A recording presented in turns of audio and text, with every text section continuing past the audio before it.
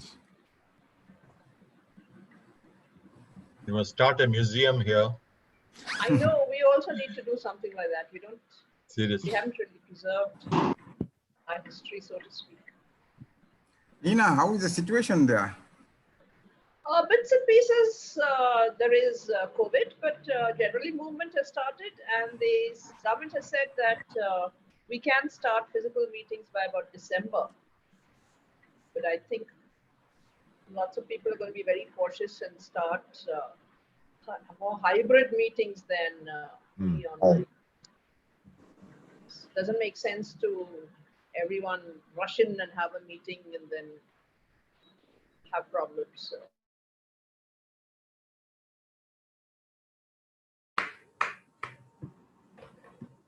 We were locked down from Friday.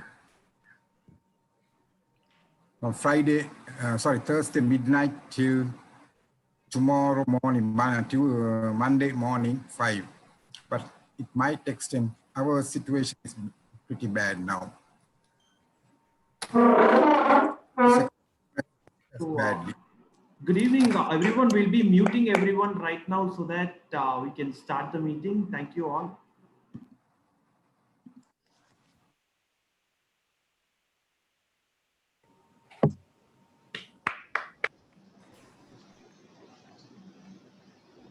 Every milestone meet gives us a sense of joy and accomplishment, reminding us of how far we have come on this journey. This is a moment to celebrate all the Toastmasters who have paved the way for this historical event. I'm Abhirami Ayyappan, your Sergeant at Arms for this evening. Good evening, fellow Toastmasters, distinguished Toastmasters, and esteemed guests. I cordially welcome you all to the 750th milestone meet of the Chennai Toastmasters Club. The mission of every Toastmasters Club is to provide a supportive and positive learning experience in which the members are empowered to develop their communication and leadership skills, resulting in greater self-confidence and personal growth. Let me brief you on the ground rules for the meeting. Please keep your mobile on silent, your audios on mute, but don't forget to switch on your videos so that we can all see each other till the end. Lastly, if you want to pass on any message to the rest of the people on the group, please use the chat box right below. Now let's start the historical meeting. And for this, let me call upon the presiding officer. He is a senior Toastmaster associated with the club for over a decade. He works in the finance department of Sundaram Clayton Limited. Ladies and gentlemen, with a big round of applause, let's have on stage the president of our club, Toastmaster Guruvayurappan. Over to you, Toastmaster Guruvayurappan. The stage is yours. Thank you, Abhirami, for that wonderful intro. It gives me immense pleasure. First of all, let me say good evening to all of you. It gives me immense pleasure in welcoming our Toastmaster International President, DTM Richard Peck, for our milestone meeting. I also take this opportunity to extend my heartfelt wishes and great gratitude to District Officer Toastmaster Praveen Mani, District Program Quality Director DTL Satish Menon, District Web Quality Director DTM Parthasarthi Devasigamani, District PR Manager Jayan Narayanan, and other district officers, our Division Director and Area Director Nadra Faiz, and other distinguished Toastmasters like DTM Sundaraman Chintamani, DTM Thomas Abraham, DTM Lalita Giridhar, DTM Rajesh Natarajan, DTM Abraham Zakaria, and DTM Nina John. So when talking about Chennai Toastmasters Club, we can't move away from without these two, talking about these two Toastmasters. They are DTM Abraham Zakaria and DTM Nina John. Without these two pillars, I think we would not have reached this milestone meeting. Without them, without their support, without their persistent effort and commitment, we would not have reached this milestone meeting. Thank you, Abraham Zakaria and DTM Nina John. Thanks for your wonderful, brilliant efforts. You created a legacy which you are still trying to maintain, and it's a legacy created by all the Toastmasters like DTM Lalita Giridhar, DTM Sarovel Rajan, DTM Rajesh Natarajan, DTM Sastaram, DTM Aditya Maheshwaran. Like the list is countless because CTM has provided a number of leaders and a number of speakers also. One, I like to mention particularly two people. DTM Sasaram, who led the pinnacle out to the leadership on the leadership side, and DTM Aditya Maneshan reached the World Championship finals in the year 2015. So on this note, I hand over control to the TMOD for this meeting. Every Toastmaster meeting has MC or a master of ceremony or Toastmaster of the day. And today for this special milestone meeting, we have two master of ceremonies. Master of ceremony one is Toastmaster Ranju Ramachandran. He is working as production manager in Asian Paints, and he's been Toastmaster for 2.5 years. He is the current Vice President Education at our club. Now coming to the second Toastmaster.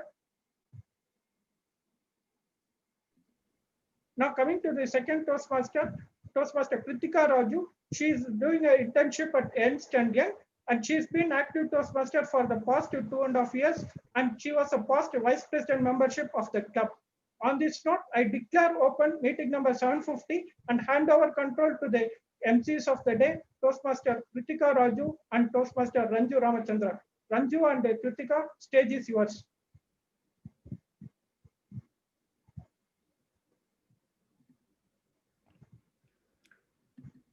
Good evening, fellow Toastmasters and guests.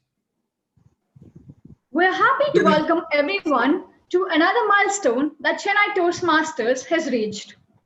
This calls for celebrations and gratitude to our founding members. Indeed, and we are fortunate that two of our founding members are present with us here today, DTM Nina John and DTM Abraham Zakaria. Happy to have both of you with us today, ma'am and sir. Hey, did you know CTM was founded 16 years ago on the 22nd of April 2004? Yes, that is one of the reasons CTM is called the Lighthouse Club of Tamil Nadu, and because we were the first one to charter as a formal club affiliated to Toastmasters International, first area, division, and the first to sign the document asking for District 82 to be formed, now known as District 120. Also, CTM is known as the ATM of DTMs. Now it's time to introduce our area director, Toastmaster Nadira Affairs, who's a student at the Savita Dental College, who's in Toastmasters for the last 2.5 years. She is also the immediate past president of our club. Her favorite weekend activity is CTM Sunday meetings. Presenting Toastmaster Nadira Affairs.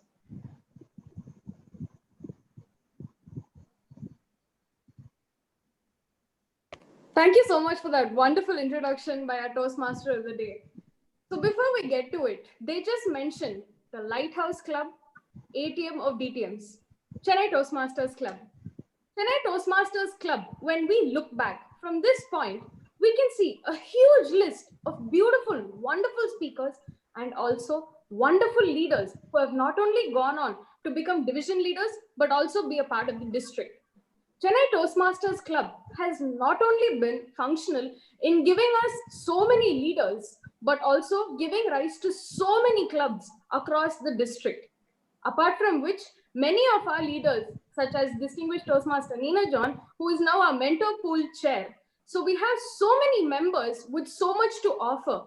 And yet, after 750 meetings, we're able to turn back and look upon and see that Chennai Toastmasters Club has not only been instrumental in creating leaders, speakers, but Chennai Toastmasters Club has also been instrumental in giving rise to so many clubs, as well as giving nourishment to the different levels where we have youth leadership programs, as well as speechcraft being conducted by Chennai Toastmasters Club. So let me take a moment to first thank our founders of Chennai Toastmasters Club, distinguished Toastmaster Abraham Zakaria and Toastmaster Nina John. So thank you so much. It's because of your pillar of support, which you have been to Chennai Toastmasters Club, we can sit today and proudly say, I have attended the 750th meeting of Chennai Toastmasters Club. Thank you so very much for that. I would like to make a mention of one more thing. I would like to make a mention that our EXCOM, the Executive Committee of Chennai Toastmasters Club, has taken a wonderful effort in creating 750, even during a pandemic, to to be such a magnificent magnum opus event. So kudos to you all. Again, a round of applause for them. Thank you all for making 750 what a wonderful thing it is before we start itself. So moving on, let me introduce to you the Division Director of Division C. Distinguished Toastmaster Prakash is a PhD student and also an entrepreneur. He has 15 years of experience in the e-learning industry. He likes networking and sharing knowledge, which explains why he's been a part of Toastmasters for so long. So serving as the area director previously, he managed to make his area a president distinguished area while winning the hearts of his members. So without further ado, let's welcome our Division Director of Division C, Distinguished Toastmaster Prakash. Thank you for your introduction, Nadira. So first of all, I would like to congratulate Chennai Toastmaster Club for your 750th milestone meeting.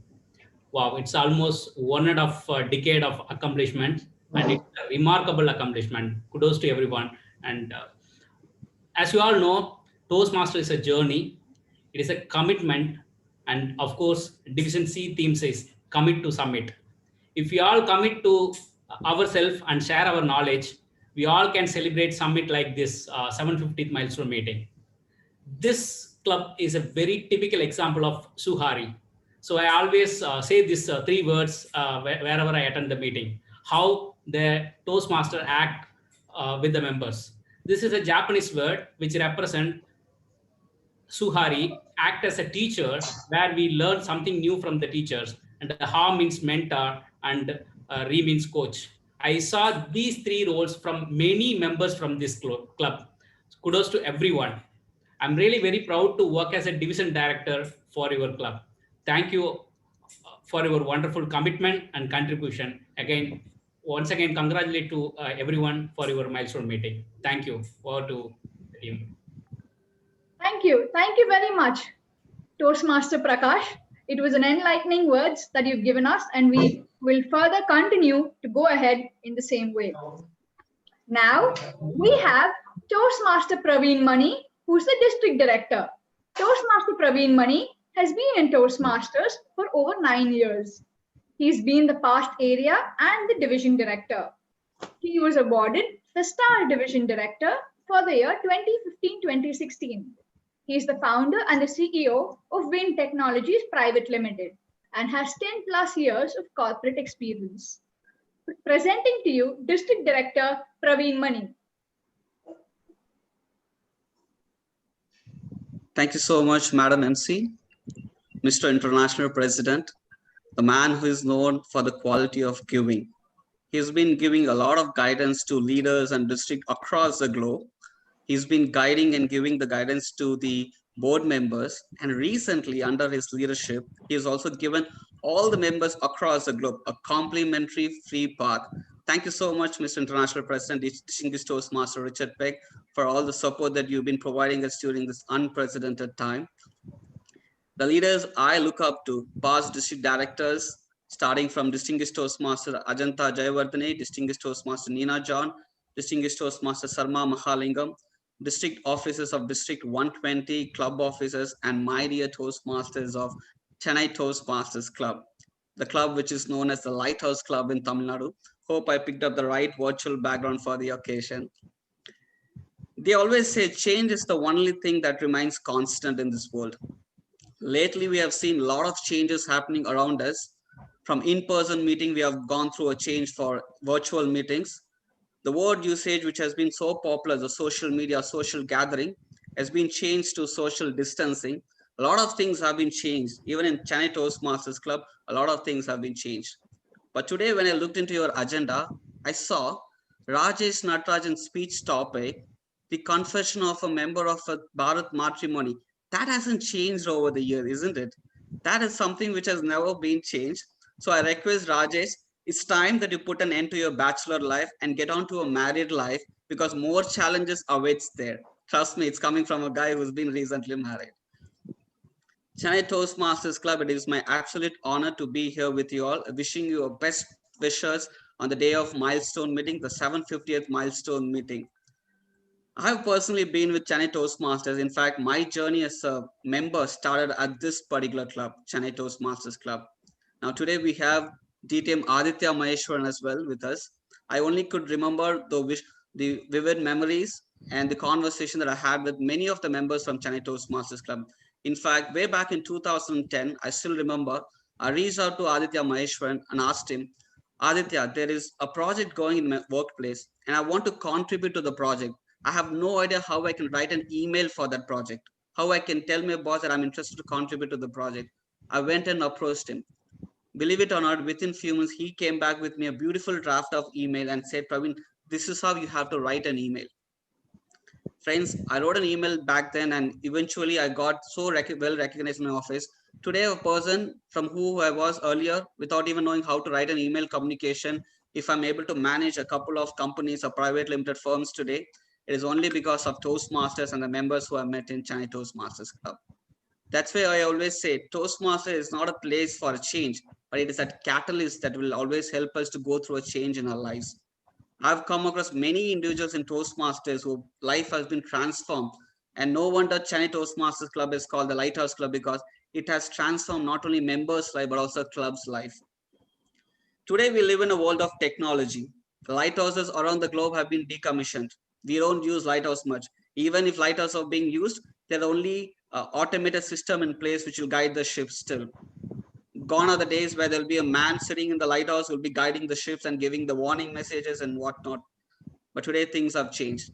But at this milestone meeting today, I would like to request every member of Chennai Toastmasters Club that don't forget the lighthouse keepers.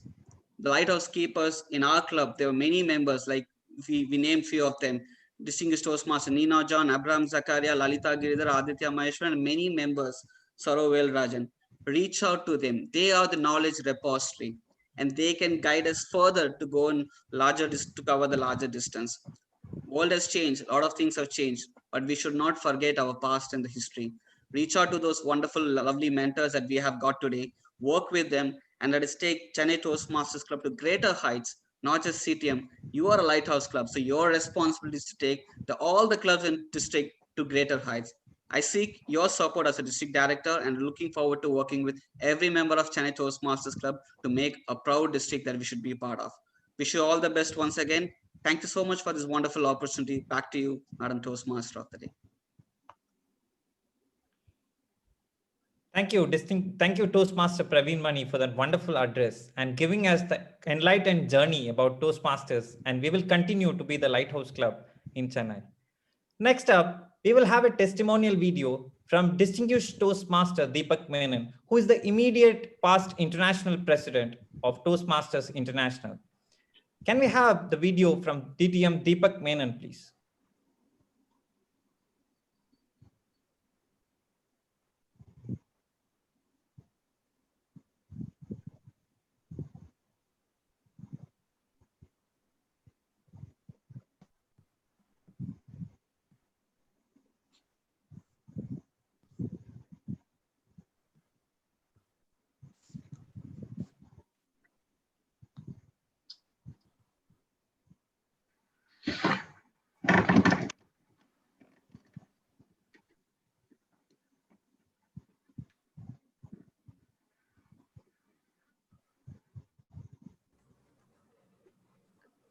The video is playing on mute.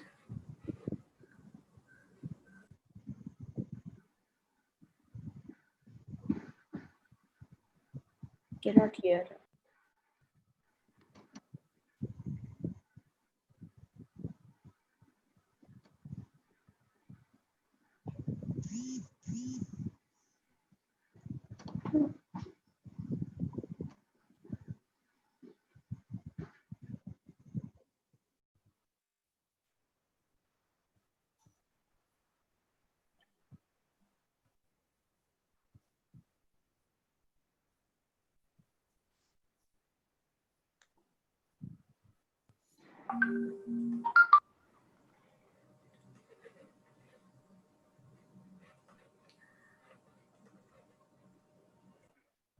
Zoom Master, the video is playing in mute. We are not able to hear.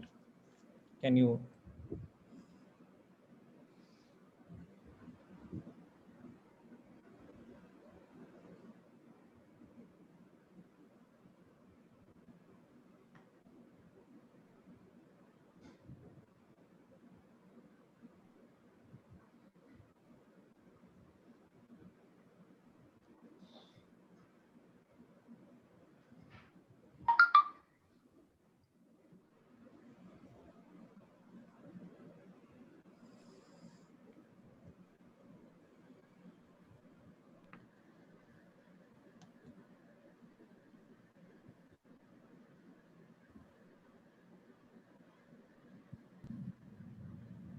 International President.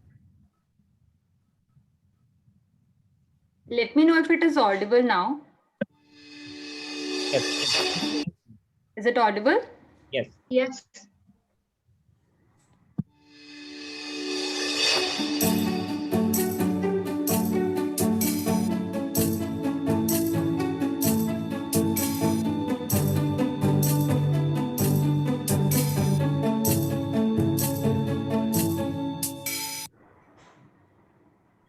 Greetings, members and leaders of Chennai Toastmasters Club.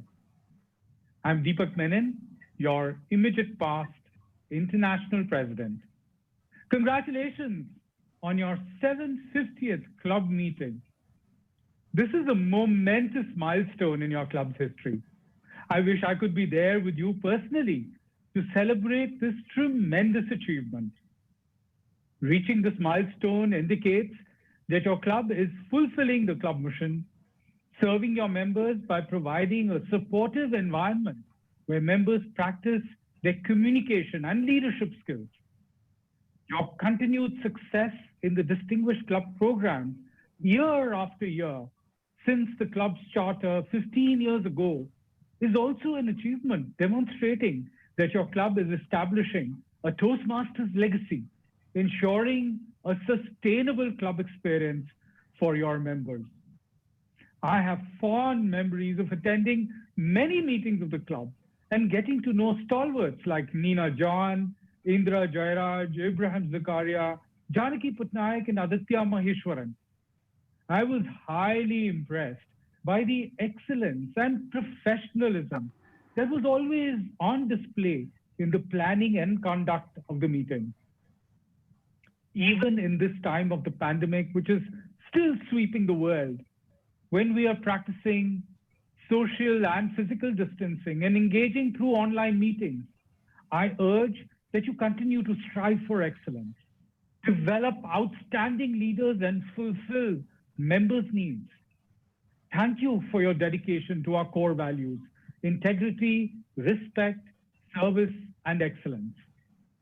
Your club is a member of our global network of more than 16,800 clubs in 145 countries. Many of your members have served in leadership roles.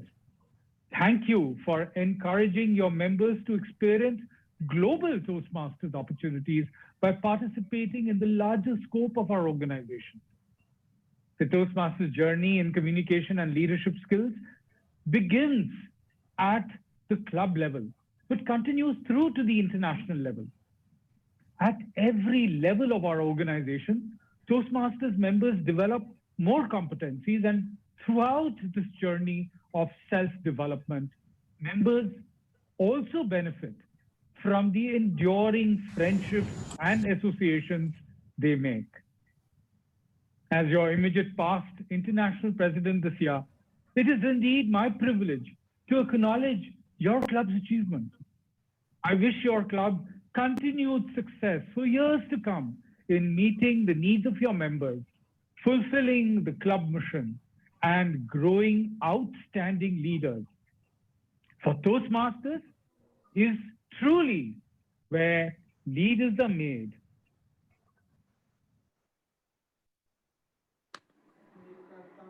It gives us immense pleasure to hear from such stalwarts about CTM. It only shows that CTM has grown to become what it is today by celebrating the 750th meeting of Chennai Toastmasters. On this note, we have a special keynote, and for a special keynote, we have a special person delivering it. Our special keynote speaker is distinguished Toastmaster Aditya Maheshwaran. He is a management consultant based out of London. He's a thought leader, columnist, and a sought-after keynote speaker in topics related to purpose-led leadership, future of work, human mind, and transformation. He is a TEDx speaker and has also been the semi-finalist in the 2014 World Championship. He was the first Indian to represent our country and enter the finals of a World Championship of Public Speaking, where he had a podium finish in the year 2015 and a World Championship finalist in 2017. Presenting to you Distinguished Toastmaster Aditya Maheshwaran. Be the lighthouse. Be the lighthouse, Distinguished Toastmaster Aditya Maheshwaran. Thank you. Can you hear me, TM Yes, lady? sir. Excellent. Thank you. Lovely to be here. It is such a nostalgic occasion. Everybody has said that, but I think.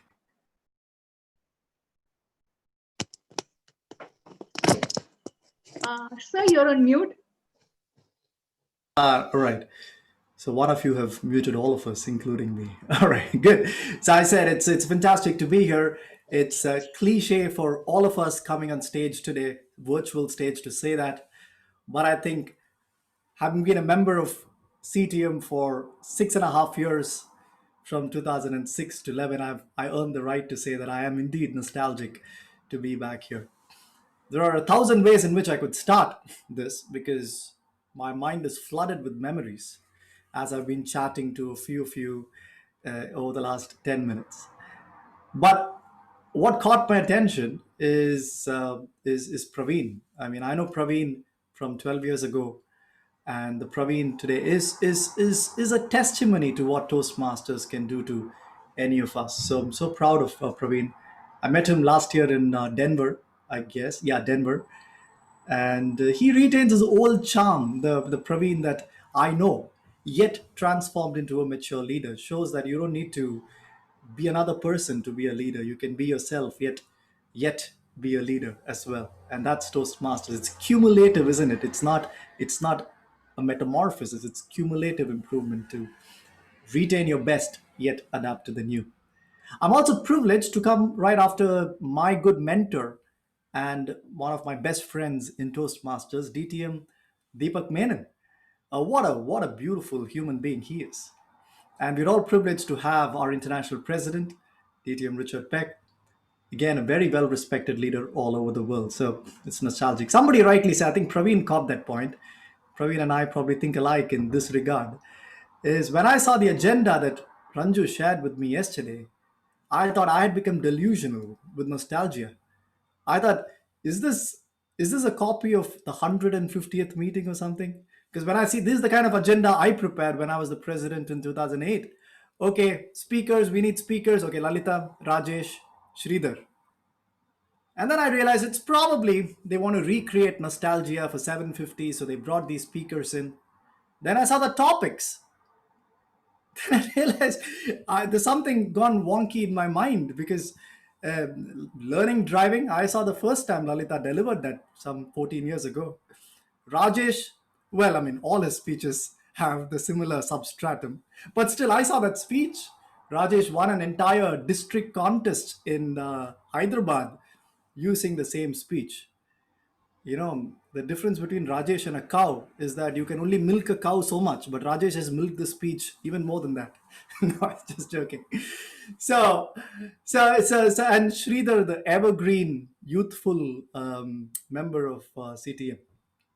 So it really took me back. But more than all of this, the reason CTM is Lighthouse, which is a unique name, is because it does what a lighthouse does. A lighthouse gives without asking anything in return. The lighthouse is the North Star, the direction which all the ships in the night sky move towards safe harbor. And that's what CTM signified. And that is why, my friends, if you look at this meeting today, the first generation of CTM, who didn't know what area director is, who didn't know what comes after CC. We were not chasing DTMs, we were not chasing who becomes the next district officer. We were chasing fun and frolic. To attend one club officers training, we had to go all the way to Bangalore. After doing CC, I remember I asked one of my mentors, now what? Oh, all right, there is something called advanced manuals. The first generation, to my mind at least, was very focused in the core activities of a lighthouse, not to our credit, but because Toastmasters was expanding in this part of the world, and it was to give that you receive. And to me, the reason I mention this is probably that's the reason The first generation at CTM still remains members. DTM Nina John, DTM Abraham Zakaria, DTM Lalita, DTM Sridhar Ranganathan, Rajesh Natarajan, Praveen Mani. I'm still a member. So many people are still members. You may not find that of every subsequent generation because we are all beneficiaries of the time and environment we enter a forum. And we were beneficiaries of entering CTM when we were one club in the city. So it was but a natural disposition to go out there and be a lighthouse, to help set other clubs, to cut my office halfway, to go attend a demo meeting elsewhere. So that's CTM for you. Now, today I want to talk a little about how it's not just CTM that can be lighthouses. You and I can be lighthouses to people. And I want to talk about a few points and then open it up for some questions. There's nothing more pleasurable than interacting with members of CTM, answering your questions if I can, and then we'll move on. So, how can you and I be lighthouses? There is a very interesting statistic in Toastmasters. I run the risk of saying this in the presence of our international president, Richard Peck, and our district director, Praveen Mani. But let me say that, nevertheless, because I'm probably 9,000 kilometers away. So there's nothing much they can do at the moment to me.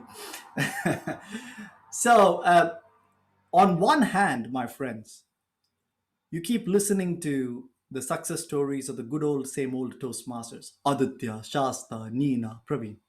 It seems evergreen. They never seem to retire, isn't it? On the other hand, Toastmasters has an attrition rate of over 45%. It's paradoxical, isn't it? If Toastmasters indeed gives what we people claim it gives, what we people claim as the reason that we've stuck for 15 years, 20 years, 30 years in Toastmasters, why should there be 45% attrition rate in Toastmasters? Which means there are 95 people in the meeting today. Statistics say that at least 40 of you, 40 people in this meeting will not be Toastmasters next year. Well, we will get 45 new members, so the top line always remains good. It's the bottom line that's the problem. But it's contradictory, isn't it? I would vouch my life to tell any non-Toastmaster that this is a forum that can transform you. Yet we have 45% attrition. Why is that? The reason is because we need more lighthouses in Toastmasters. We don't have enough lighthouses. Now, here are a few things that I've observed. How people transform through Toastmasters. How people become lighthouses in Toastmasters. Number one is moving from a demand center to a service center. Now, we all join Toastmasters as a demand center, meaning you didn't join Toastmasters, an unknown forum, to save the world of Toastmasters. You joined because you wanted to learn public speaking skills. You wanted to get that promotion in office. You wanted to meet new members. We're all demand centers when we join Toastmasters. People who sustain and leverage most from Toastmasters are people who somewhere before they quit realize that the more they transform into a service center, they get more out of Toastmasters. Meaning, when you walk into the club, if you ask yourself what I can get, there's very less actually you can get out of a Toastmaster meeting. Now think about it. You're not attending a training program where an expert is teaching you skills. You're not attending a meeting where Barack Obama is giving you feedback on public speaking. You're just attending a meeting where there are 20 other people who are equal to you or even worse than you in public speaking. So asking the question what I can get, soon the steam runs out. In 12 months, you'll reaffirm your belief that there is nothing much Toastmasters can offer me. I can learn so much more by paying the same money for a training program. I learn tangible skills. But people who ask the question of what service can I be, realize suddenly there's a paradigm shift. There's so much to learn from Toastmasters that you don't know what to do. There's just so much transformation just by changing the question to what. I learned the skill from our good friend, collective friend, all of us, who's our common friend, who exhibited unselfish desire of people and giving, DTM Karthik Srinivasan. Now, when Karthik came in, he came from a vacation in Australia. He was there for a few months. He came in midnight at 1 o'clock. And at midnight, 1 o'clock, 3 days after that was the contest at Chennai Toastmasters. So a couple of his mentees and my mentees, common mentees, we said, we need to practice the speech. Karthik from the airport goes to his house, keeps his bag, takes his car at 1 in the morning, having just arrived from Australia, comes to my terrace in Gopalapuram, and we are practicing speeches. And I asked Karthik, you're not contesting. You're not going to get any credit whether he wins or loses. Nobody's going to remember the speech after 3 months. It's just a club contest. Why? He said, no, but I could be of service. And you know, Aditya, I learned so much more as a result of being of service. And when I tried to apply that test, not just in Toastmasters, at work, what can I get? My promotion, my certificates. To what can I offer? It's counterintuitive, but you always get much more. The times when I got fast track promotions in consulting, in my work, in tough consulting world, was when I asked, what can I truly offer my client? How can I truly transform my client organization? And whenever I asked myself, how can I sneakily get the promotion? I often seldom did not get it or got it with a bad taste. So to be a lighthouse like CTM was 15 years ago, is now, the question is always, what can I offer? How can I grow a medley Toastmasters club? How can I sustain a wordsmith Toastmasters club? How can I help Covance's Toastmasters club? What if their club becomes better than I? That thought never comes in if you are a service center, and we all grow. We split our club with CTM and CSF. Who would split a club? What if we become half in size? No. How can we grow? How can I offer more? Right? And some of you people here were products of CTM and the CSF after that. And look at how both the clubs are doing. The second point I want to talk about today, to be a lighthouse, is how do we move from being just helpful to truly being empathetic? There's a differentiator for being a lighthouse. I remember, I landed back in India after 3 weeks of client work, and this is a story from 2 years ago. I was still living in India then, in Bombay. After 2 weeks of heavy client work in 3-4 cities, I landed back in Mumbai. I landed at 2 in the morning in Mumbai airport, the Chhatrapati Shivaji airport.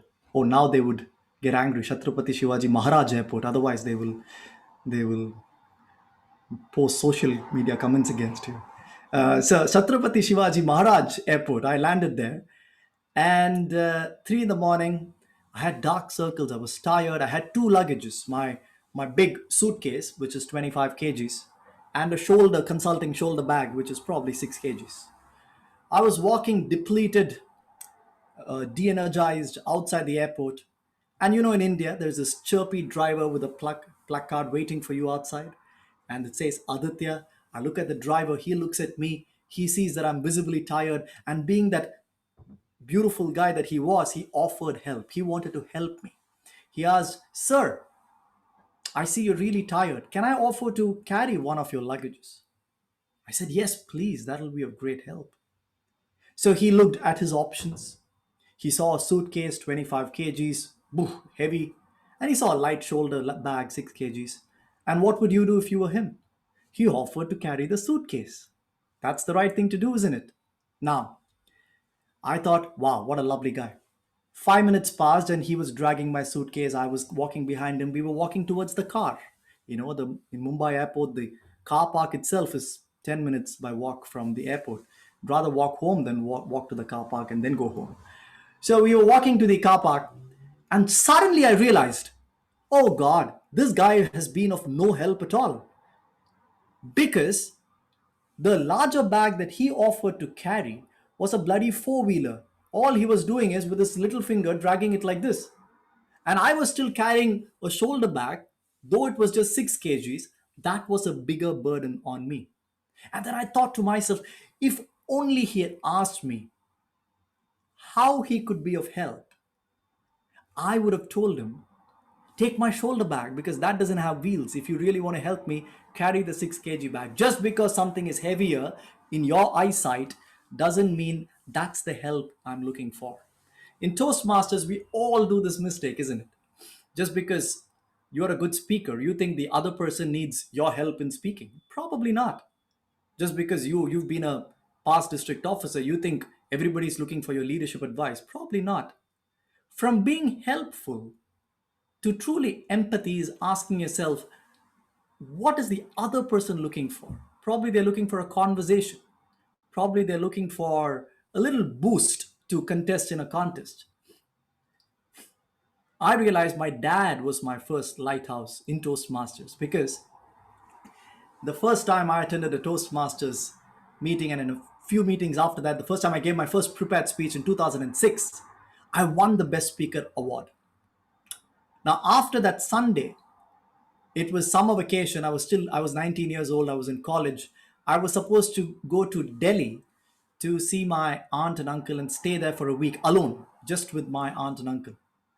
Oh, like most of you, from a middle class family, and my dad told me, one way I will book a flight ticket for you. The other way you should come in a train, right? But train is 1.5 days. You know, Delhi. Have you been on a train to Delhi? If you leave this evening, you reach day after tomorrow morning. 2 days of your life gone.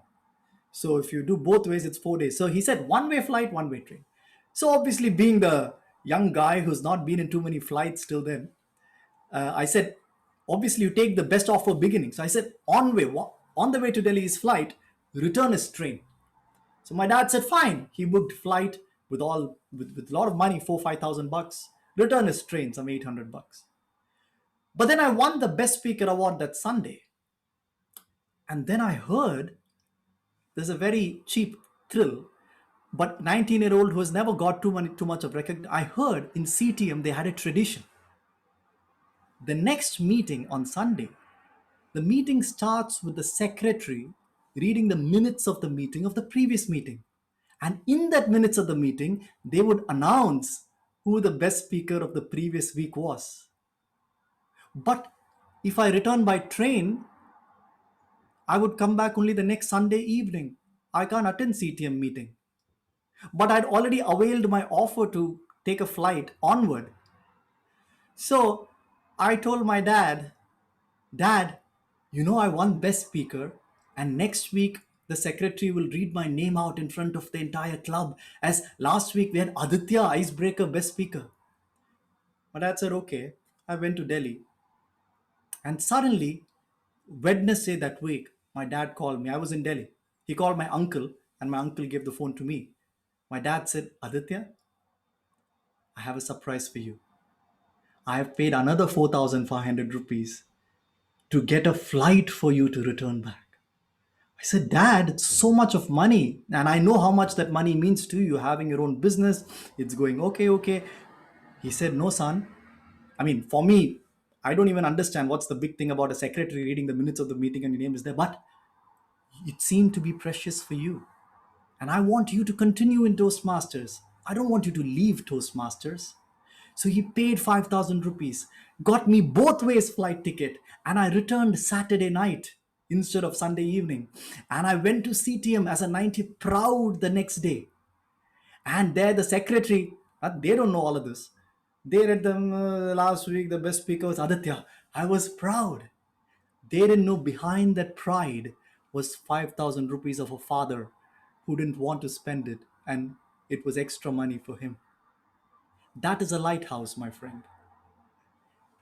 If he wanted to be helpful, this wouldn't have even struck as help for him. The secretary, it's nothing to him, isn't it? It's a no event for you. It's not a big, but for a 19-year-old, it was a big thing. And that lighthouse made me stick in Toastmasters for 15 years. And there I am today. So, friends, don't try to be helpful. Try to be empathetic. What help truly transforms people? Then you become a lighthouse. The third point, I want to talk to you about today is we talked about moving from a demand center to a service center, moving from being helpful to being empathetic. The third is a personal point to be a lighthouse. Move from being entangled in Toastmasters to being engaged in Toastmasters. Rather, be engaged, don't get entangled. It's a controversial point, isn't it? You see, we humans have this psychological problem, all of us, that we opt into activities in life that promises us so much joy and learning. But soon we find a way to get entangled and make that light-hearted job as a burden of duty. Like, for example, 1 year ago, you didn't even know Toastmasters existed. Now you're upset that you didn't get selected as an area director. What a sham your human mind plays, isn't it? 2 years ago, you didn't even know that, you know, three people existed in this world. Now you're saying it's because of that guy I lost the contest. Oh my, you know, you get entangled, and the initial joy that any activity promises gets lost because that duty becomes a burden now. If you get entangled, the weight of duty pulls you down. Oh my goodness, I have to finish 4 more projects in 2 months, otherwise I won't become. But the beauty of project goes away. I remember, some of you may remember Toastmaster Sebastian. Some of you may remember Toastmaster Sebastian. Now, Toastmaster Sebastian was this beautiful human being, chirpy guy who joined Toastmasters, I think when I was the president, 2008. Now, we Toastmasters are sharks, isn't it? If you have a Toastmaster who has a decent wallet, who has a lot of time to spare, and who generally does things you want him to do, what do we do him? We don't care about why he joined Toastmasters. Hey, be a PR chair for my area contest. Hey, why don't you get sponsorship for my district contest? Hey, do this, do that. And Sebastian loved it. Sebastian said, okay, he was the PR. He helped me with some PR. He got me sponsorship for my area contest. He helped.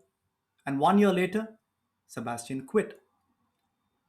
Sebastian did not renew. And we were shocked. I called him, Sebastian, come on, we have had a drink in my terrace. We've gone out, evangelized Toastmasters.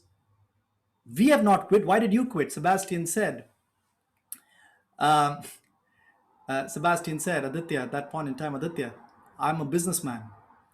I joined Toastmasters so that I can sell better. I can learn public speaking better. And I've learned a lot from Toastmasters. But somewhere the pressure of doing so many other things made me lose interest in Toast. I think I was being used, Aditya, a bit. And I realized, Sebastian, oh my goodness, what have we entangled you in? You came so engaged, but we collectively entangled you into things that you didn't even opt in for when you wanted to come in first. We all do that to ourselves. We all do that to ourselves. You join Toastmasters that you can be good at work. Remember, we join Toastmasters not to get better at Toastmasters. You join Toastmasters to get better outside of Toastmasters. So when you join Toastmasters and get entangled, it's not just Toastmasters. You do that at work itself, isn't it? You join a workforce so that you can change the world. But then you get entangled in office politics. Tell me one person here on this call who doesn't complain of office politics. If your office does not have politics, well, I'll stop public speaking today. That's a lofty claim to say because, please don't raise your hand. A lofty claim because who does not complain of politics? Wherever there is 3 people or more, there is politics. I've visited at least 40 districts in Toastmasters in the last 5 years. I've been privileged to go and speak in 40 different districts. There has not been a single district that claims that their district does not have most politics, which means every district claims that their district leaders, their district, their senior members are so political. Aditya, but you don't know, our district has so much of politics. You know, Aditya, our districts have bad judges. Everybody claims that, which means what? Wherever there are people, there'll be politics. Why? Because we find a way to get entangled instead of just staying engaged. Like if you look at DTM Nina John, 15 years, she's done it all, been it all, but still engaged in Toastmasters, isn't it? Not thrown it away saying, ha, no, I don't I deserve more respect than I get, or I don't. No, you're engaged. If you're engaged, you graciously accept what you get. If you're entangled, you go search for everything every day, and most probably you're not going to get. So if you're getting entangled, you cannot be a lighthouse. Remember, the more entangled you are, the more the burden you become on people around you. The more engaged you are, the more the pleasure you become to people around you. And to be a lighthouse, you need to be a pleasure. If CTM needs to be respected, CTM cannot be a burden on another club. CTM needs to take burden from other clubs. And that's what we do as Lighthouse. Let me stop because I run the risk of speaking till kingdom come, but I'm going to stop now. But I'm just going to tell you, it's not just CTM that's a lighthouse. You can be a lighthouse. Move from being a demand center to a service center. Move from just being helpful to being empathetic. Move from being entangled to being engaged. Back to you, Toastmaster of the day, and I'm open for questions in the time that we have left, if we have time at all.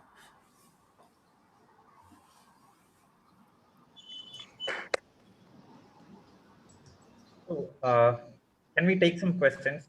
Yes. Can I ask you the first question? Hello. Yes, sir. Please go ahead. Okay, Aditi, I am Abraham Nakriya, Toastmaster, CTM.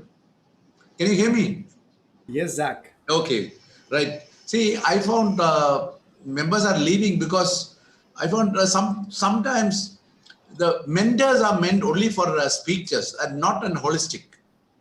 Secondly, I found unknowingly there could be a exclusiveness you can see in a group, but not an inclusiveness. These are the two things I observed in the last 16 years probably. Thank you. Over to you. Thanks, Zach. I mean, very, very wise points. Very true. Aditya, mine is not a question, just more clarification, because you had suggested that. Who's speaking? I'm Toastmaster Revati. Hi, Revati. Go ahead, please. Hi, sir. So you've suggested move from being helpful to empathetic, and once we show empathy, we have to again turn back to be helpful. So I think these two go hand in hand. What is your thoughts, sir? Yeah. So help not on your terms, help on the terms of the person you're helping is the point. See, it's like the West, isn't it? 20 years ago, everybody in the West thought we have to go to Africa and save the continent. What did they do? They went and built baseball stadiums in Africa, thinking that, oh, we play baseball, so we're helping. The African people said, who the hell are you to decide we want this?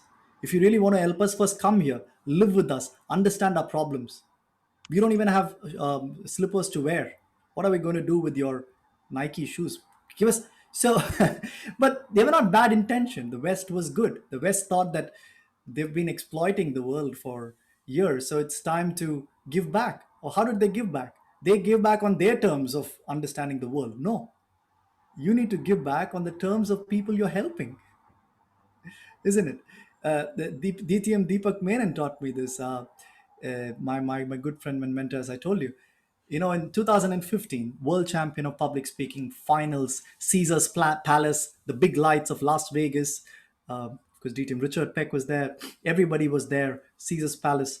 It's a bad venue for public speaking, isn't it? It's probably a good venue for pub speaking. But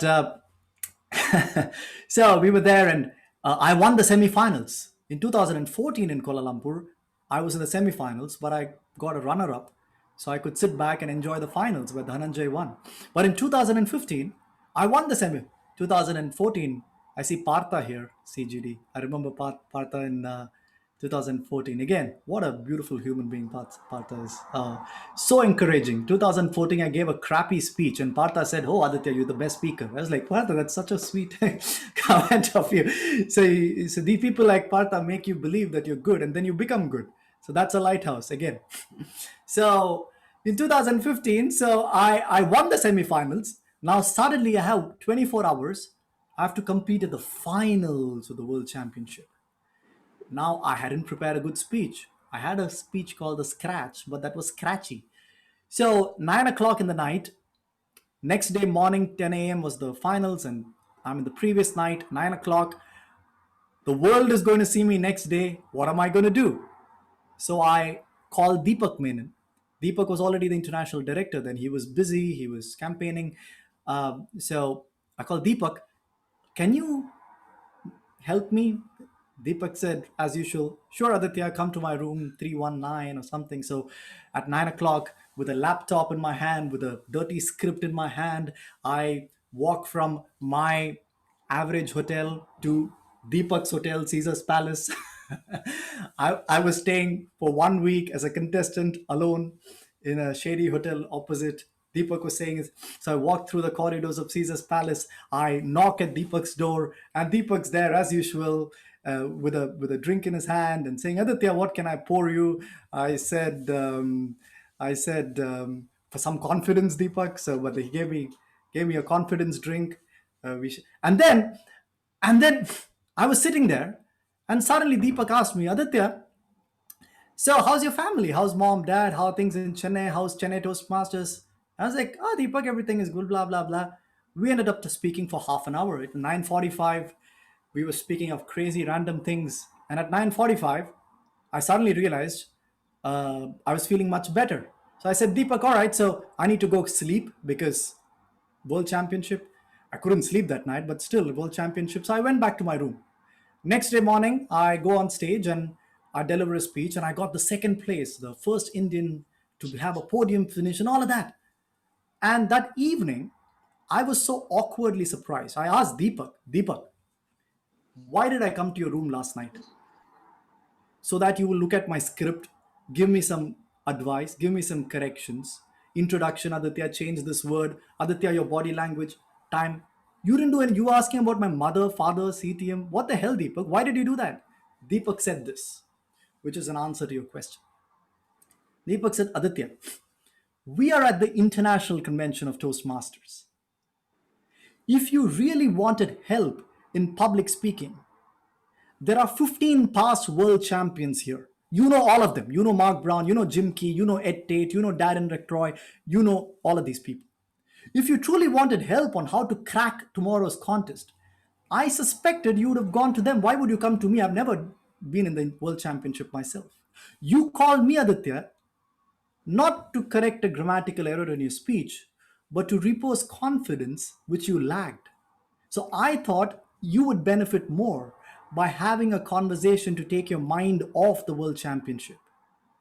Because if you wanted something else, you would have gone to a Mark Brown, not me. I said, Deepak, I didn't realize that myself. You were right. And that's when I realized help is offered not on your terms, but the terms of the person who will be helped. And sometimes, to be a leader like Deepak, you need to develop an instinct of what that could be. You can't always ask, so which luggage do I carry? That's an easy question. But Aditya, how can I help you? I don't know. That instinct of a leader to know on another person's terms what will be useful is what I call empathy. It's a long answer, but I thought that's a good story to say. Yeah, wonderful response. I think it will benefit every one of us. Thank you so much, Aditya. Aditya, I have a question. I'll keep here. my other answers shorter, unless Yeah. you trigger a story about Deepak again. Yeah, go ahead. Hi, Aditya. Shashank over here. I have a question. So you have mentioned a very pivotal point that we have to move from demand center to the service center. Do you believe it is unidirectional, or how you can correlate to that? You mean from demand to service? Yes, because it should be bi-directional, and one time we are at the service center and another time we are at the demand center. So we play both the roles. So how do you relate same person to fit into both shoes? That's an excellent question. Thanks, Shashank. It shows your depth in thinking as well. Is it unidirectional, or is it bidirectional, or is it reverse directional? So the point is, how can you be of service if you can't improve yourself? Your demand to be a better speaker is through service. That does not eliminate your demand to be a good speaker. Now, I'm going to be very provocative here. Think of your own club leaders, area leaders, wherever, whichever clubs you come from. When you become a leader, so-called, I mean like president, area, how many people stop doing it, their own projects? Oh, I'm the president now. In the garb of being altruistic, you go the easy route of stop doing your project, stop learning, stop your. How many of senior members have mentors? Do they become better speakers in 5 years? Probably not. So we have a wrong definition of service center as only giving. But in order to give, what is givable in you? Right? To make yourself charitable to others, your first responsibility is to become better yourself. Unless you are able to do 10 project speeches a year, you do not elevate yourself every year. And if you do not elevate yourself every year, what is givable in you? Why would people come around you? You are ready to serve, but who wants to be served by you? If you continue to be an egoistic leader, nobody wants to be around you. But if you work on yourself to become a lighthouse, which is a demand, I am working on my own self, and then when you have worked on yourself, then your own good intention of being a service center is now being able to manifest with an audience. So if you want to be an international president of Toastmasters, you first have to work on yourself to be international president worthy. And then, but you're doing that not for its own sake, you're doing that to be of service to the world. Okay, thanks for the kind answer. Hi, Aditya. I have a question for you. I'm Nadira. So it's a very simple thing that we see a lot of Toastmasters, like DTM Abraham had told, that many people enter Toastmasters and they leave Toastmasters quite fast. So in order to prevent that, as a small, like as soon as you enter Toastmasters, if you were to give one piece of advice, what would that be? How to keep them within the club without telling them that Toastmaster is going to benefit you this way or that way? Just a small thing to keep them in. Collect renewal for 5 years at the same time. Trap them. Don't leave them. Set traps. Set traps. They cannot. You can check out anytime you like, but you can never leave. That should be the motto. Pay 20,000, you get 2,000 discount. No, just joking. So I'm going to answer, not through my intelligence, but through the intelligence of our CEO. You know who our CEO is? A gentleman called Daniel Ricks. So Daniel Ricks was in Bombay 8 years ago, and we had invited him to Mumbai Toastmasters Club. By the way, Mumbai Toastmasters Club at one point is the largest club in the world. It has 194 members. Not a great thing, but huge. It's true public speaking. The reason I went to the world stage 3 times in a row is because at the club level, if I had to win Mumbai Toastmasters, I had to create a speech as good as a district speech. So if I win Mumbai Toastmasters, I know I'll win the district. So sometimes, on a side note, we make the mistake of saying, I'll join a club that is easy for me to win. But you'll stagnate at the division. But anyway, so Daniel Ricks came to Mumbai Toastmasters, and Daniel Ricks asked us 2 questions. The first question is, how would you describe Toastmasters to a new member or a non-Toastmaster? Everybody put their hands up, and somebody said, it's Toastmasters was founded in 1924, blah, blah, blah. It's 90 years old. It's internet. There are 400,000 members. And another person said, they learn public speaking skill and leadership skill, where leaders are made, where blah, blah, blah. And then Daniel Ricks asked another question. What does Toastmasters mean to you? And same people put their hands up and one person said, Toastmasters to me means friendship. Toastmasters to me means transformation. Toastmasters to me means family. Toastmasters to me means a place to self-actualize, be myself, best version of myself. Now Daniel say, hey, stop. Why are the answers to these two questions so different? When I asked you, talk about Toastmasters to another person, you're talking about it like the most boring job description. Toastmasters founder 19 public speaking leadership. What does Toastmasters mean to you? It's a place where I can be the best version of myself. He said, say what you say for the second question, for the first question, and every member in your club will come back. You and I, Nadira, the way we talk about Toastmasters is doesn't do justice to what we truly feel about Toastmasters.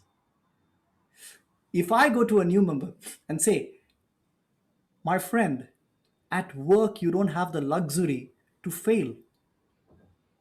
I'm going to introduce you to a forum, not for you to succeed, but for you to fail confidently. Be your best version. Experiment and, be in camaraderie with people. All for a couple of $1,000. Who's going to say no to that?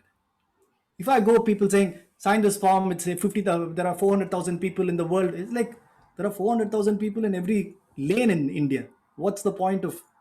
So we communicate Toastmasters, again, transactionally, not transformation. And that's how we should do it. And then you may increase your chance of success. All right, so I think we're closing it now, friends. It was such a pleasure speaking to all of you. It's homecoming for me. I'm a CTM boy by heart all the time and love you all. Thank you. Thank you so much for that touching and inspirational speech, Aditya, and also for taking the question and complete. I'm sure these points to be a lighthouse will be remembered for so long, and this speech will be remembered. Next up, we have the address from our Program Quality Director, DTM Satish Menon. Satish Menon is one of the co-founders of Thirdware Solutions Private Limited, an IT solutions and device organization established in the year 1995. It started with 5 individuals, and then it is now close to more than 600 plus resources. He has been a Toastmaster since 2013 and has risen up to the ranks from club level to the area, division, and district. He has been a star area director and president distinguished division director. He has been the conference co-chair for Reverberation 2017 and co-conference for Ovation 2019. Was a club growth director for District 82 the past year, and currently he is the program quality director for District 120. It's a much pleasure to invite you on stage, distinguished Toastmaster Satish Menon. Over to you. Thank you, Mr. MC, and a very good afternoon to all the distinguished guests, fellow Toastmasters and friends. 750th meeting for a club started in the year 2004. That's a very great achievement, because when I started my journey in Toastmasters in 2013, and when I look back now in the year 2020, not many clubs that were there in 2013 are still existing. Or for that matter, I don't even see 80% or more of those members whom I got introduced to when I joined Toastmasters in 2013 are there in the year 2020. And that brings me to a very fundamental question to say, why do people join Toastmasters? It's not only to improve their public speaking or communication. Everybody has different aspirations when they walk into a Toastmasters club and take up a membership. Some come to improve their stage fright. Some walk into a club because they want to learn speaking. Some walk in because they want to build their leadership potential. Some come in for networking. So everybody has a why. And that why is very important. Because unless we can't understand what that why is, a club will never be successful. It's not only about saying you attend a meeting, you give a speech, you take an evaluation, and you renew every 6 months. Well, for that same thing, they can go and do much other things which are there outside. Why should they come to Toastmasters? So it's very important to understand why that, what is that why? Like when I joined Toastmasters not because I needed it. I can be pretty frank about it. For someone who started his own company at the age of 28 and bought it up at a $40 million company, I didn't need Toastmasters. I walked into Toastmasters because I felt my organization needed it. The people working for me needed Toastmasters. In their environment where they have to work with customers across different countries, cultures. That's why I walked into Toastmasters. And because I started Toastmasters in my organization, I ended up becoming the president of the club. And that's how my journey started. Why am I here for almost 7 years now? Because for every day for me, when I walk into a Toastmasters meeting, it's a learning. I always tell people, this is the only organization in the world where you cannot tell somebody to do something for you. You cannot demand. They have to respect you and they have to work for you and they have to kind of deliver it for you. Unlike professional organizations where you can dangle the carrots of promotion or increments or whatever. Here it doesn't matter. And the best part is all of the roles that we play are one-year roles. No one gets an extension on their role. So in 1 year, you have to do what you want to do. The role is voluntary, but the deliverables that come with it are not. This is an organization where you get to work with people who are less than half your age and experience. You still get to work under them. So it's a very great way to learn from people. You don't walk into here and say, I have been running an organization for 25 years, I'll not listen to anyone. If you are part of the Toastmasters ecosystem and organization, you better follow the hierarchy. But that teaches you different things on how to work with people, how to respect people, how to get along with people, how to come along as teams. Teams come together for a limited period of time and then they disband and then they go away. Like we get our conference teams and all the other teams that we work on short projects. But what does that teach you? That teaches you a lot of things about people. So that was the why for me, and that is still the why for me. I met somebody in a Toastmasters meeting a couple of months back, and the person asked me, oh, by the way, you are still here. Have you not still got your why? I said, I've already got my why. But the learnings that I'm getting every day as being part of Toastmasters is much beyond that why. Will I continue my journey? Of course, I'll continue my journey in Toastmasters. What makes you continue your journey? Because life for me every day is a new learning. It doesn't matter for me whether I'm 50 or 60 or 70. That journey will still continue. Every speech that I write and give, it allows me to delve on my experiences and bring it out on a piece of paper, which I can then go and deliver. Every Toastmaster who comes and asks me on how to do certain things, I delve into my experience and tell that person, this is how I did it. I don't say this is the right way to do it. I said, this is how I did it. Whether it works for you or not, I don't know. It's a great way to share experiences. But the bottom line is that if you can understand the why of why a member has come to a Toastmasters club and you are able to address that why, a club will never have to run after renewals. The members will automatically renew. Like I tell people, if your Amazon Prime membership runs out, you renew it immediately, right? You don't say, I will renew it after a month. Why do you do it? Because you are getting that why of that need of watching Amazon Prime. It's the same in Toastmasters. So if I'm getting my why, I will come back every 6 months. I will stay committed and I will continue my journey. And when I look at CTM completing their 750th milestone, it is a prime example of how the leaders who built up CTM are delivering the right why to the members. Because if that was not happening, 750 would never have been a number for this club. All the very best, happy learning and happy Toastmastering. Back to you, Mr. MC. Thank you. Thank you very much, distinguished Toastmaster Satish Menon. Your speech was very nice, and you emphasized the point that the journey must continue. Thank you for that.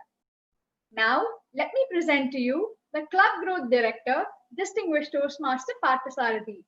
He is a computer science engineer, certified project management professional, working at the DXC Technology as a project lead. He has been in Toastmasters since 2006. He started his journey as a sergeant at arms at the DXC Chennai chapter Toastmasters, which was the second club in Tamil Nadu. He tells us that he still remembers his very first speech that he delivered 14 years ago, which was evaluated by one of our founders, distinguished Toastmaster Neena John. Presenting to you, Club Growth Director, distinguished Toastmaster Parthasarathy. Over to you, sir. Thank you so much, Toastmaster Kritika. Distinguished dignitaries, fellow Toastmasters, and dear guests, good evening. Instead of congratulations to Toastmasters, I would like to say thanks to all of us. Belonging whenever I come to Chennai Toastmasters. Today, when I come to Chennai Toastmasters, I feel like entering a parent's home. Yes, Chennai Toastmasters was a mentoring club. My first mentor, Toastmaster Srikanth, was from Chennai Toastmasters. My first evaluated distinguished Toastmaster, Neena John, was from Chennai Toastmasters. And they have been the club which helped us start our club in the first place. But more than that, most of the Toastmasters in Tamil Nadu would probably have some mentoring roots directly or indirectly with Chennai Toastmasters. But the reason why I always feel it like when I'm entering a parent's home is because I always feel the warmth, and I always feel I'm cordially invited every time I come here. Friends, when we talk about leaders, a characteristic of a true leader would be the one who grooms new leaders. I'm not talking about just successors here, because a successor is one who's identified subsequently, and then we do a knowledge transfer. But even before they're identified, what we do is we groom people. We tell them that they can actually do more than what they've already done. We give them or let them see an ocean of opportunities, and we let them groom within themselves what they would want to come up with. And leaders from Chennai Toastmasters have ensured that they have not groomed just good communicators, but also great leaders. And that's a mark of a wonderful leader. Friends, today I would like to say, like, if Toastmasters is an organization where leaders are made, Chennai Toastmasters stands as a true testimony for that. Toastmaster of the day, back to you.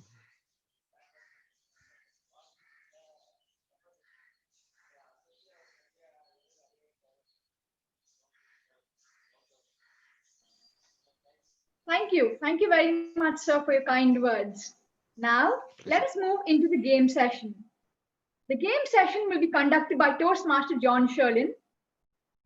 Now, all of us like to play games, and what better than testing our memory? Toastmaster John Sherlin is a young, enthusiastic, and energetic Toastmaster working as a HR. He is also the past president of Chennai Toastmasters Club. Over to you, Toastmaster John Sherlin.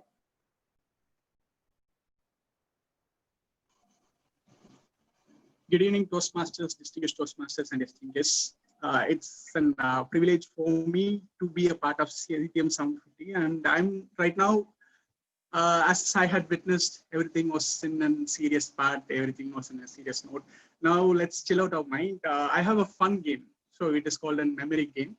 So it's a very simple game. I'm going to show a picture, and it will be displayed only for 45 seconds, and there will be several objects in it.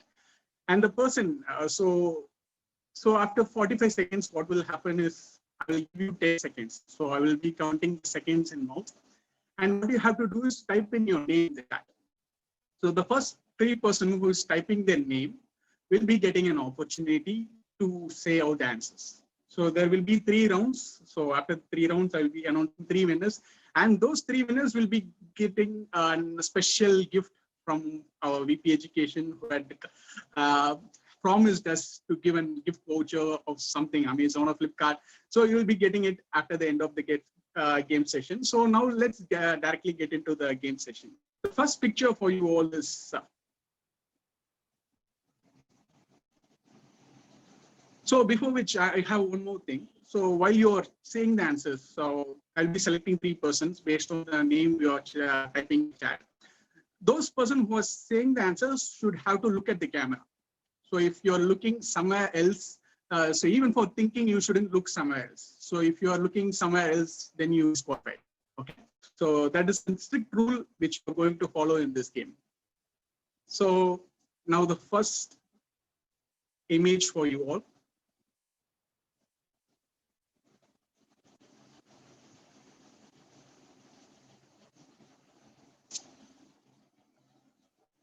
Timer, kindly start the 45 timing.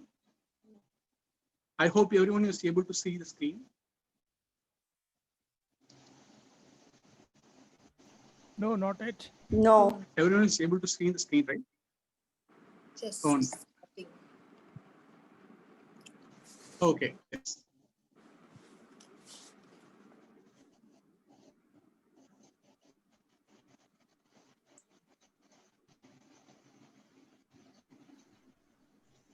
Only blanks.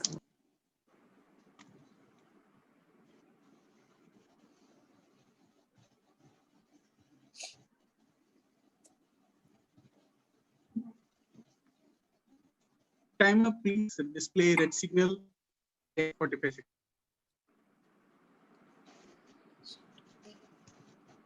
One minute.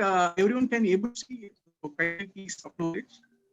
Yes, it is visible now. Master John, it's clear. Okay, fine.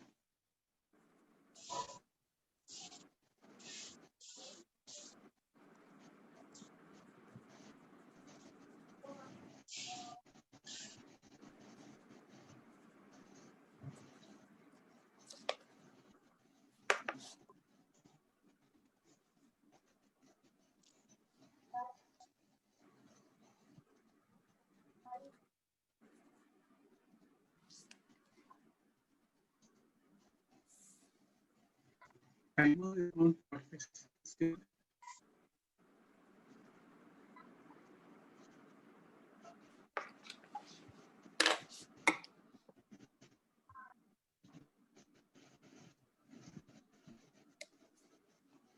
Timer, Jagadish. Share my screen.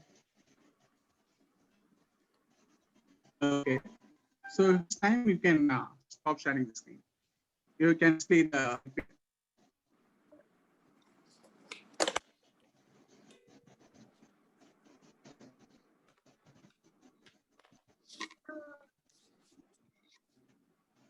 So okay, I think it's almost time. Now I will count in seconds. You have to type in your name. So the first 3 person who is going to type it in the name, he can be getting an opportunity. So your timing starts now. 10, 9, 8, 7, 6, 5, 4, 3, 2, 1. Okay, so you can type in your name.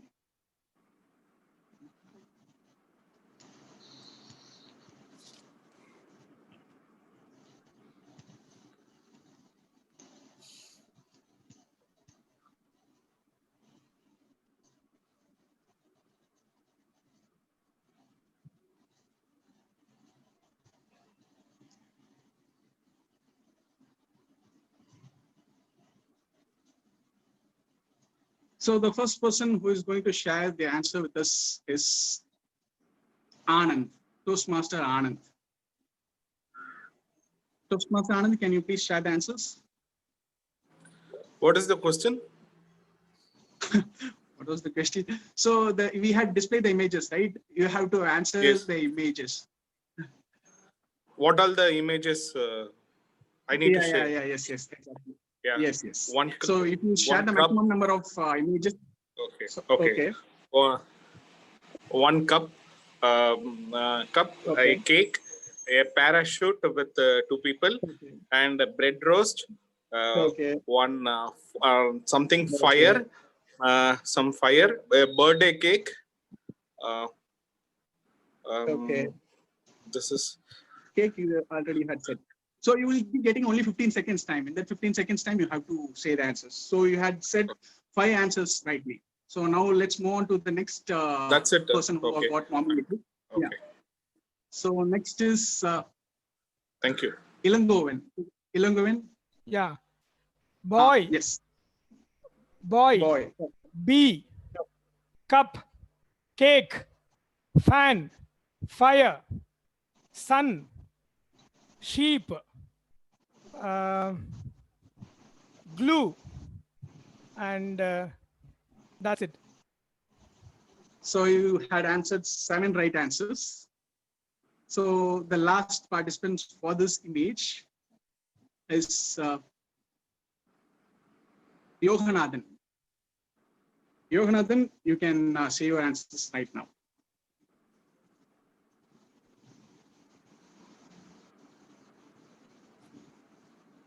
Yoganathan, are you there? So Yoganathan, I think he's not here. Let's move on to the next nomination. Toastmaster Meena Lokshini from SIT Club.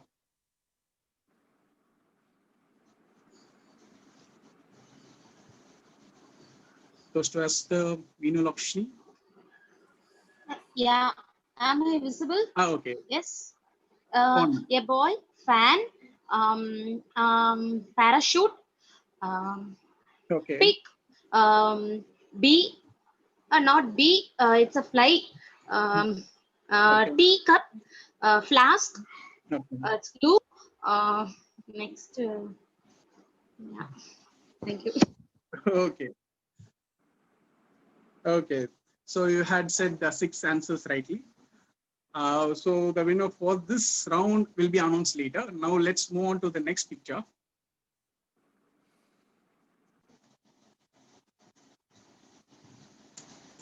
Even we can participate once again also, right? Okay, yes. So your 45 seconds begins now.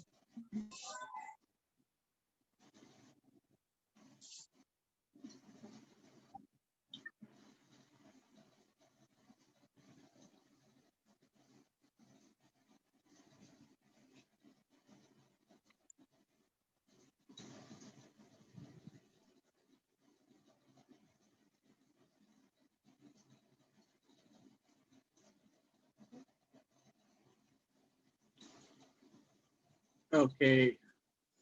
So one small announcement, right after I had said that your timing starts only, you have to nominate yourself, not before that. So your timing starts now. So 1, 2, 3, 4, 5, 6, 7, 8, 9, 10. So, okay. So the first person who got nominated is Toastmaster Revati. Toastmaster Revati, you can share your answers now.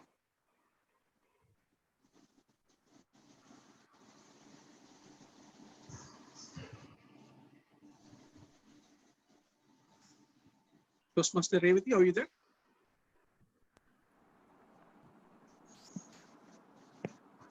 Toastmaster Revati. Okay, let's move on to the next nominated person, Toastmaster Jimmy.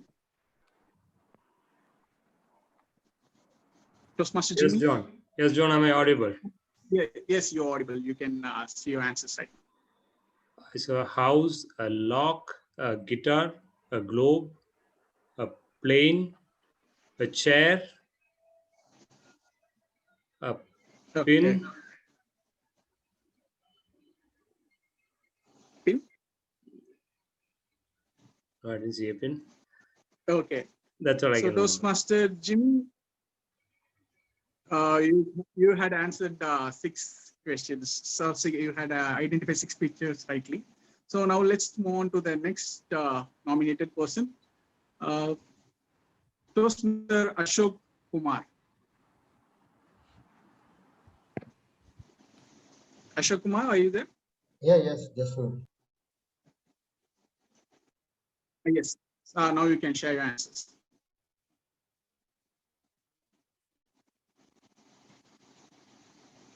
Ashok Kumar? Hello, can you able to hear me? Can you able to hear me? Yes. Yeah. You can start now. Okay.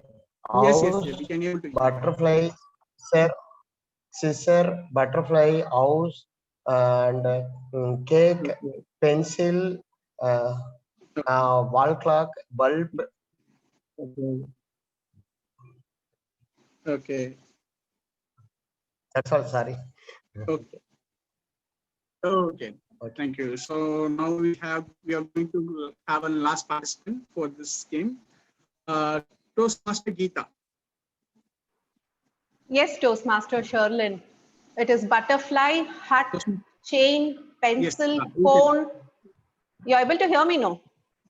Butterfly, hut, chain, pencil, rainbow, clock, scissors, apple, then a clock, pot, cake, kite, phone, scissors, laptop, and yeah, rainbow. Okay. Yeah. Your time is up.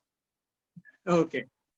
So the winner for this round will also be announced later. So as we are running short of time, we are closing this game session, and I'm handing over the control back to the Toastmaster, the MC of the event. Thank you. Thank you, Toastmaster John Sherling, for that wonderful game. It was indeed stimulating for our brain and really took us to that journey. Now, we are moving into the most awaited segment of this 750th milestone meeting. It is the prepared speakers segment. We have with us 3 of the most eminent speakers who represent the gold standard of public speaking. First up, we have Toastmaster Sridhar Ranganathan. He is currently the CEO of Helixon, a technology healthcare enterprise in collaboration with IIT Madras. He has an overall experience of more than 30 years in healthcare. In Toastmasters, he loves participating in contests. He has participated at various levels, club, area, division, district, more than 120 times. He has won the district level championship evaluation contest in 2014 and was also the district finalist for international speech contest 10 times, table topic 5 times, humorous contest 5 times. He was also an invited speaker in the recent 12th World Confluence of Humanity, Power, and Spirituality. He loves mentoring, and beyond Toastmasters, he enjoys mentoring entrepreneurs and career aspirants to achieve phenomenal success. It's a pleasure and honor to have you with us today, sir. DTM Sridhar Ranganathan, Fundemic 2020. TM Sridhar Ranganathan, Fundemic 2020. Over to you, sir. Good evening, everybody, and thank you, Ranju, for that nice introduction. I have to proudly say that I am a product of CTM as well, and I started my Toastmasters journey in CTM, and like many other people, I actually have been baptized and blessed by DTM Nina John. And I still recall one encounter that we had in 2006 when I was in the district final at around midnight in one of the restaurants in Sri Lanka. We were actually sitting and she had actually missed out her dinner, and she was so engrossed and involved in mentoring me, in mentoring my speech for the next day, that after midnight we had to hurriedly order a sandwich and have it. And I can't forget such immense contributions which actually has molded me to be what I am today. So thank you very much, Neena ma'am, for making me realize what I can do and bringing me to where I have actually come today. And when the initial online meetings were happening, it so happened at that time the card system was not introduced. So I was finding it very difficult to actually find out how to manage time when I'm speaking. So, I mean, I took a little longer as I understood, and then I messaged the Toastmaster the day after the meeting was over, saying that I could not look at my watch. Then somebody said, forget about looking at the watch, you should have looked at the calendar. And that's how it was. I think Ranju was probably there in that meeting, and that's why he was frantically messaging me since morning saying that, tell me, other than the timer card, we are happy to send you message, we are happy to send you WhatsApp, that we are happy to make calls also if you want, but please stop at 8 minutes. And that is how it was. Because of the many things what this pandemic has brought, I think it has really helped us understand a few things in life. Whether we are closer to our wife or not doesn't really matter. What is important is that we have to be closer to the Wi-Fi. And probably this is the first time when somebody calls up and says that you're negative, we feel very happy. And also, I think after this is probably the first time when we feel very happy when our neighbor is healthy and doesn't have any problems as such. And when maybe last year when somebody like a corporate like a Facebook did contact tracing, we were all very happy. But today when a corporation does contact tracing, it doesn't sound so good. And another interesting thing happened at my home when my grandfather actually had to be rushed to the hospital in the month of April. And we had to take an ambulance and then take him to the hospital. And I saw a group of people, almost 40 people from the society, garrowing us, saying that what happened. And when I came back and told them he had a severe cardiac arrest, and they said, okay, it's okay. We thought it's COVID. So probably COVID, cold and cough was seen so more seriously than what a heart attack or a serious heart attack could be. And that's how it was. Of the many things that happened, I think resource constraint was a big thing. I'm sure all of us would have encountered the same thing. I was always thinking that I am a self-made man, but after the lockdown, when the servant maid stopped coming, so much work I had to do. Now I'm calling myself a self-made man actually. And everything had to go online because there was a craze for online things happening. And in fact, my driver was asking if we can do actually an online job such. And today when my wife tells me saying that I miss my servant maid, it is taken easily. But last year when I told the same thing that I miss the servant maid, it was not taken very rightly as such, right? And that is how it is. So the online program was becoming a craze, especially when the first lockdown was introduced. Everything was going online. As I told you, my driver was telling that he wanted to go online. And like many other programs, I also got enrolled into a few programs online, expecting dramatic results. What offline cannot bring, I thought online can actually bring dramatic results. And there was somebody who said that in the first 21 days itself, you can see results when you actually join the online program for fitness. So he promised that I can become thinner. So the first time when I joined, I saw a huge crowd on online itself. I was not even able to find myself in the Zoom meeting as to where I was. And 21 days later, not only the crowd had become thinner, my wallet also had become thinner, I should say, but I never became thin. And during that period, on an urgent basis, I also brought a treadmill online. I also brought a few dumbbells online. And a few months later, today, that treadmill is used for drying clothes by my family members, and the dumbbells are used for breaking coconuts during the puja, I should say. So I don't know, some of this online craze was so serious. And when that didn't work, I actually enrolled myself or recruited myself into online yoga. So I had a yoga trainer who was from Hyderabad. So every day morning, 6:30 to 7:30 session. And we all used to actually participate. And that he was a very strict yoga master. He never allowed anybody to unmute the video. And also he had a few models. And I remember there was one model called Anita who used to do all the poses exactly the way he used to tell. And she was flexing her body in all directions. And he made sure that she did in one way, and everybody, he was actually following everybody on the video to see if they're able to do the same way. I still remember there was one pose where she put her left hand through the left leg and then brought it out through the right side. And we tried, how much ever we tried, I was able to put my left hand towards the left leg, and only my wife could get the right hand from the right side, and I couldn't do it all by myself. And that's how it happened. And I also remember there was one episode where he said that, do not come up from the half squat position till Anita gets up. So I was trying my level best. I kept on trying, and only later I realized the video had got frozen because of some streaming problem, and I could never get up from that position after that, and I discontinued yoga as well. So it was something which was phenomenal, I should say, a great experience all along. And when it comes to online, I'm sure when the day this schooling started, actually, online schooling started, it became a chaos at home because we always had only 2 laptops, one of mine and one of my wife. And if two laptops had to be shared with 4 people, you can understand. Once I went to the when I went to the meeting, online meeting, and I was wondering why suddenly some people are teaching about Newton's law of motion when I was supposed to have my sales manager and the marketing manager online. That's when I realized 5 minutes before I could go and log in. My son had already logged in for his physics class actually, and that happened. So finally, when we had to make 4 laptops at home, more than any other place, we had to maintain social distance because many a times each of us were doing crosstalk in our meetings. When somebody asked question in my meeting and somebody else used to answer, and there was a lot of chaos as such. And when it came to school, I think the greatest gift which many people had this year, especially in Tamil Nadu, was everybody was declared passed, right? And all 100% passed. Maybe first ever time in the history of education, we had 100% pass. But one interesting observation that I had, which did not happen for probably 50 years. Why I say 50 years is I finished education 30 years back and I studied for almost 20 years. And all the 50 years, I had never seen, whether it is in the 10th standard exam or in the 12th standard exam, anytime boys outnumbering girls, right? And it will always be girls who will actually be more. Maybe for the first ever time, because all were made pass, boys and girls have become equal. All of them actually have passed, and equal number of passes happened. And that's when I saw this kind of a thing, I was wondering if maybe we can take cue from Toastmasters to see how we can actually help the Department of Education to find out a better way of evaluating people or correcting papers and all that.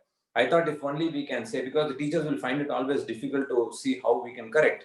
If only we can have a test like this where people come and say that you can write anywhere between 5 lines and 7 lines.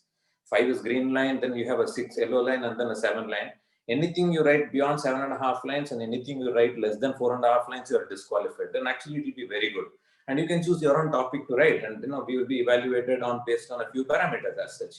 And then the second thing could be, like a topics exam you can have. You can write on any topic that you want, or the topic that is given, online topic will be given and you can write anything. And evaluators need not be, or the correctors need not be from the teacher side. It can be any new student who is joining. Even a 10th standard student can be evaluated by the 5th or the 6th standard student. And I'm sure he will come out and say, your answers were very good. You were able to write few words across all the lines. Maybe next time you write something related to the topic or so. So if you look at all that, I'm sure there is so much that we can learn out of this pandemic situation. And last but not the least, when I was looking up doing a leadership program, leadership session in one of the Toastmaster session, I went online and I found out, initially I thought there will be 2 types of leadership. Then I looked at 3 types of leadership. Then I went on Googling to find out there are not only 25, but 101 types of leadership which are there. I was wondering if somebody has to learn the 101 traits of becoming a leader, I think before he could complete reading, he would have retired as such, right? And that's how it is. And that's when my wife entered and told me, saying that Sridhar, there is only one type of leadership which is there at this point of time. It's called servant leadership. While it is one type of leadership, it's not one. One is a servant, the other one is a leader. I would leave it to you to understand who the servant and who the leader at home. Thank you so much. Back to Toastmaster. Thank you. Thank you very much, distinguished Toastmaster Sridhar Rangnath. You indeed made the pandemic 2020 sound like a fundemic 2020. Now it's time for our second speaker, distinguished Toastmaster Lalita Giridhar. She has been in Toastmasters for over 12 years. She believes that her first 5 years were game changers at Toastmasters, as they had a rippling effect on her career too. She says that she only has heard people say that life begins at 40. Today at 52, she believes it's true and owes all the credit to Toastmasters. She works with people of different nationalities in big degrees. The project that she's going to be doing today is actually a repetition of her project 4. And she tells us that she still kept the script intact and has it all with herself. Presenting to you, distinguished Toastmaster Lalita Giridhar. Learning driving. Learning driving, DTM Lalita Giridhar. Over to you, ma'am. Life-changing events happen to everyone. Let me share one such life-changing event and you can understand whose life changed. Auto, be careful, be careful, be careful. Hey, look at that pedestrian walking on the road. Hey, that car on the right, this bus on the left. Be careful, be careful, be careful. All this was happening when my husband was driving the car and I was sitting beside him, giving him well-meaning advice, or so I thought. But when he stopped the car at a crossroad and turned to me and told me, either you stop or I drop you at this traffic signal and make you all walk all the way home.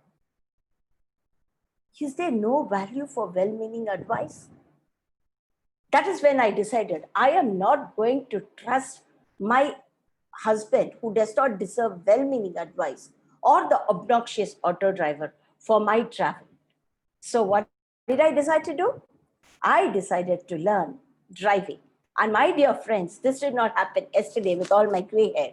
This happened around 20 years ago. So this is a flashback story for you. I walked into one of those driving schools. And what do I see there? I see a nice, chubby, plump lady with a broad smile. Whom does she remind you of? Yeah, I thought, here's someone I can relate to. I'm going to learn driving. And this lady said, come on, I'll take you to the car. I'm like, oh my God, day one, the car. I am so happy. And then she takes me to a toy car, a demo car. And she explains that I have to sit there initially for a couple of days to learn driving. As she started explaining the A, B, and C of driving, the accelerator, brake, and the clutch, my concentration was on how am I going to fit my beautiful self into the car, the toy car? Will it fit me?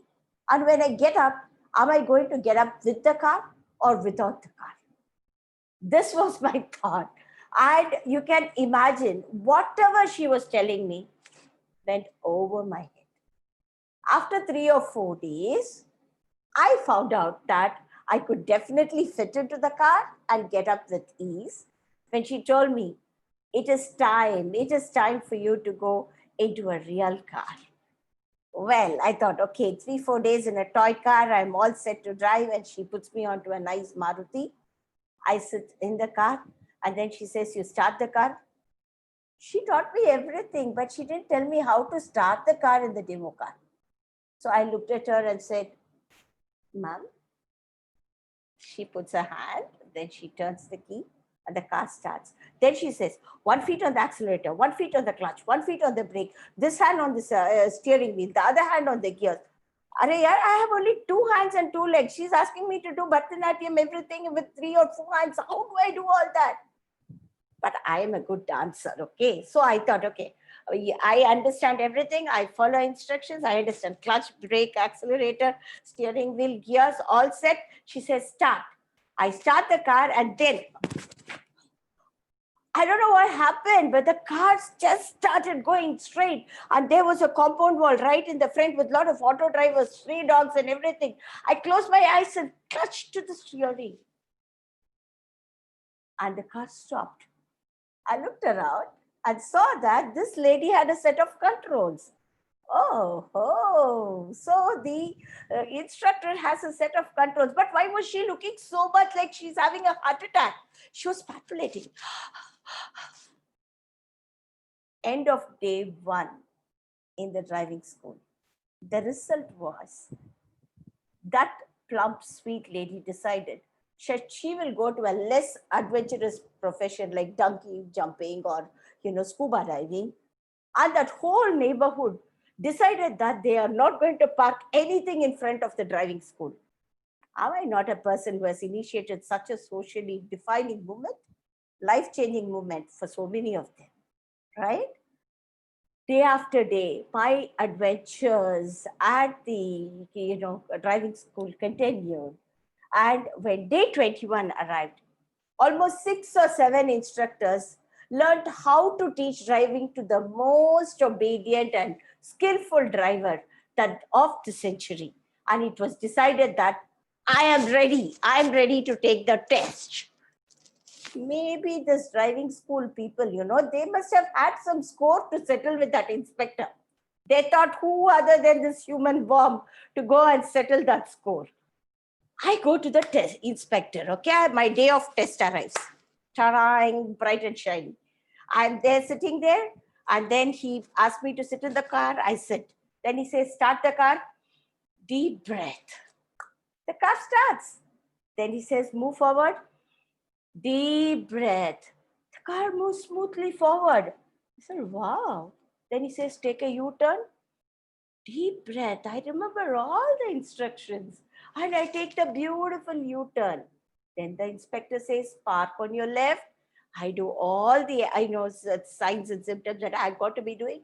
And I park the car beautifully on the corner. All would have ended well had that guy got down there and walked away. But this lazy fellow wanted a drive up to the RTO office. And he said, okay, madam, now you start the car and take me to the RTO office. So I started the car, and as usual, I don't know what happened. I started going backward at full speed. I turned around. He should have some thing, no? He should have the controls. Let him control, let him control. But he was walking out of the door. He was like jumping out of the window of the car. What do I do now? Till date, I don't know what happened. The car stopped. The car stopped precariously before a garbage can, a buffalo, and some other old cars and everything, but it stopped. This guy was profusely sweating. I did the hard work. Why is he sweating? Yeah. And then I told him, sir, I understand. I'm ready to take another test. That word other test, he changed his mind and he gave me my driving license. I've got it somewhere, but it's expired now. I've crossed age 50. So after age 50, what should I be doing? I should be going for another driving test. Do you think I am ready for it? I am, but many people are not ready for their life-changing moments. So I changed the life of a beautiful instructor, a beautiful inspector, and many auto drivers, and all those in between, including mine. I don't drive the car. I know how to drive my husband. Over to you, Tia Modi.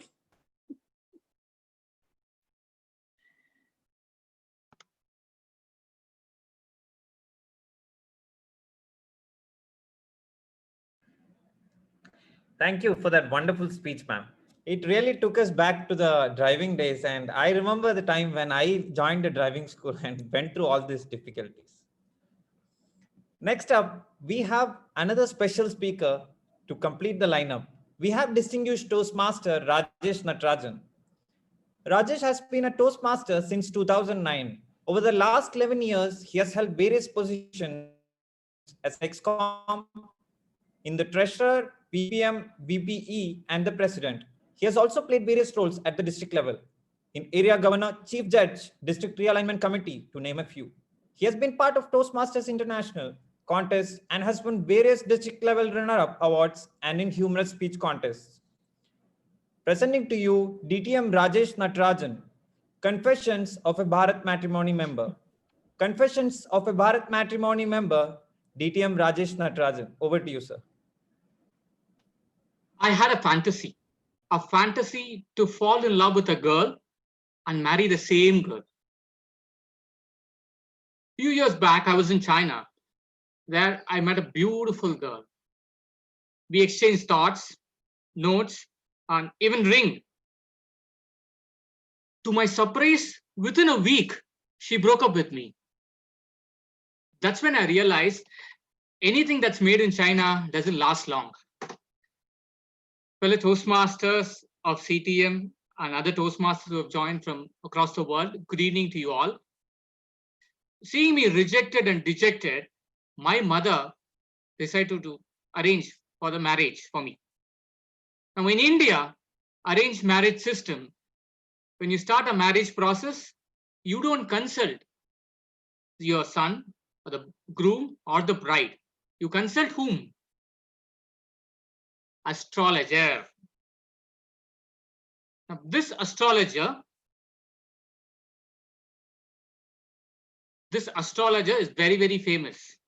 Now, to give a cue about his talent, he is the same astrologer who predicted that 2020 will be phenomenal for all of us around the world. So on a bright Sunday morning, I went to his place and showed my horoscope. He looked at my horoscope, me. Horoscope, me. He said, son, your horoscope, no scope. But I didn't want to give it up after hearing to what he said. I decided to take it upon myself and I registered to Bharat Matrimony, an online matchmaking services based out of India.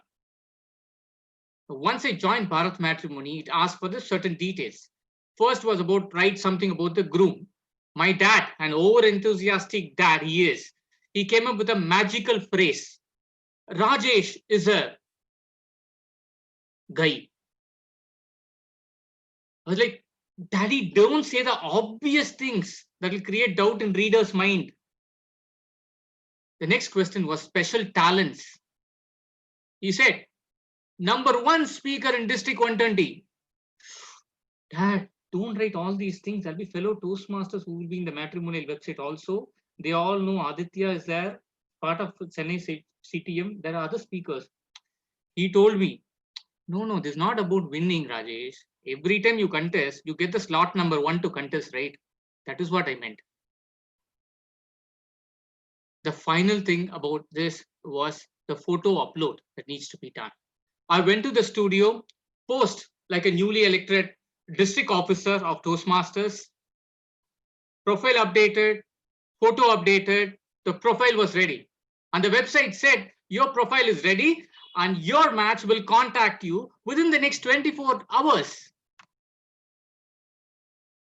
24 hours went by. 24 days went by. 24 months. Nothing happened. Now, in my personal opinion, in an Indian arranged marriage system, convincing a girl is not difficult at all. But convincing the girl's mother is very, very difficult. This girl's mother, they act like an HR head of an organization. Every time I send a request to them, there is a standard response that I get. Thank you so much for contacting us, Rajesh. We will get back to you in a couple of days' time.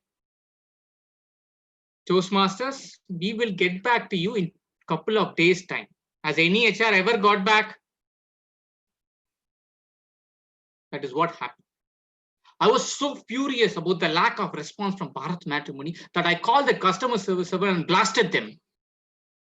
They listened to me patiently and said, but sir, there are 18 people who have actually seen your profile.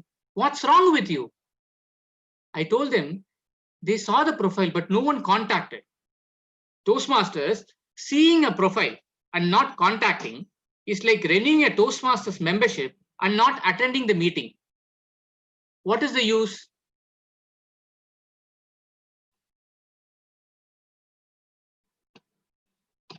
Seeing me rejected and dejected, my mother was getting even more agitated. Now you can ask, why so much of desperation, Rajesh?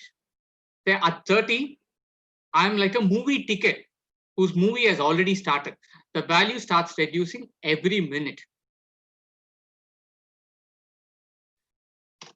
Being rejected, I decided that I will never renew my Bharat Matrimony account at all.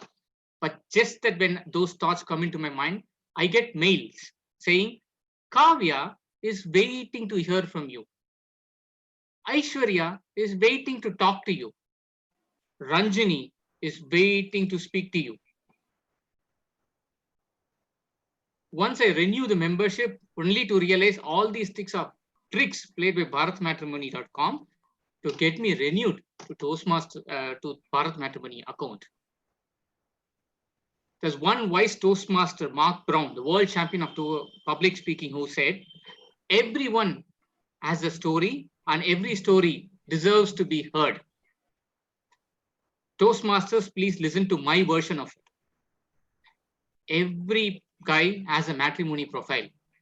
Every profile deserves to be seen heard, and contacted. Most importantly,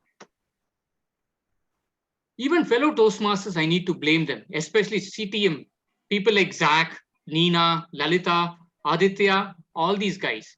Because every time I had to renew my Toastmasters membership, these guys said, they only induced me to renew the membership. They said, Rajesh, life will improve, life will improve, life will improve, renew.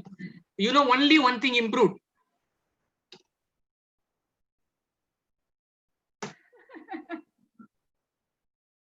Seeing me rejected, my grandmother said, don't worry, Rajesh. Some girl will contact you. Her words came true. I got a call from Divya. Divya is a customer service executive with BharatMatrimony.com. She said, sir, you're eligible for a lifetime membership with Bharat Matrimony. Would you be interested? Lifetime membership? Bharat Matrimony? I'm not interested. Are you interested, Toastmaster of the Day? Thank you. Thank you very much, Toastmaster, distinguished Toastmaster Rajesh Natarajan. Thank you very much for your speech. It was really humorous and we understood what all you had to go through. So now we'll have our international president, distinguished Toastmaster Richard Peck. To introduce him, we have our founder, distinguished Toastmaster Nina John. Over to you, Nina John, ma'am.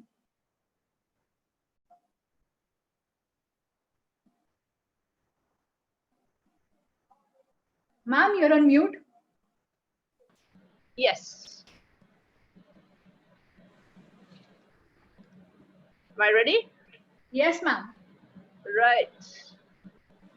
It was the year 2004. A few of us got together to learn public speaking in a conducive atmosphere, and we discovered the magic movement called Toastmasters. As we met regularly and persuaded more people to join us, we never knew this would snowball 12 years later into an entire district of 150 plus clubs. And in our wildest dreams, we never expected the president of Toastmasters International would one day grace our club meeting. We are so honored to have you with us here today, sir. DTM Richard Peck is a man of many parts. Being international president is the current crowning feather in his cap. Professionally, he has been a senior member of the network support division at AT&T and has led cross-functional teams to successfully deliver million-dollar high-tech projects.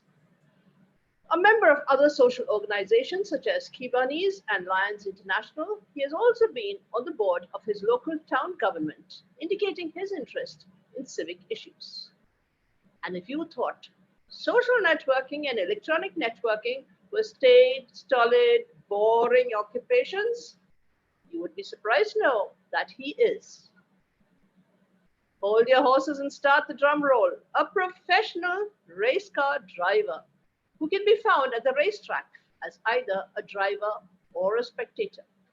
We are indeed privileged and honored, sir, to welcome this multifaceted leader from Connecticut, USA to Chennai, India, to direct us to the right lane in our Toastmasters journey and pathways. Distinguished Toastmasters, esteemed guests, ladies and gentlemen, can we all stand and welcome our International President, DTM Richard Peck, to the 750th meeting of Chennai Toastmasters. And thank you, everyone. Thank you, Toastmaster Nina John. Pleasure to be here. What a difference this is from 11 months ago when I was actually in Chennai for the mid-year training for Toastmasters. And then I got to visit Guwahati, Dibrugarh, Kasoli, and meet the great members of Toastmasters in that area. And then March came along, and March decided it was going to tilt the world on its axis and put us in a different situation, having to now live in 1 by 2 inch boxes on our computer screen. What amazed me was that our members kept coming that they kept reaching out to one another.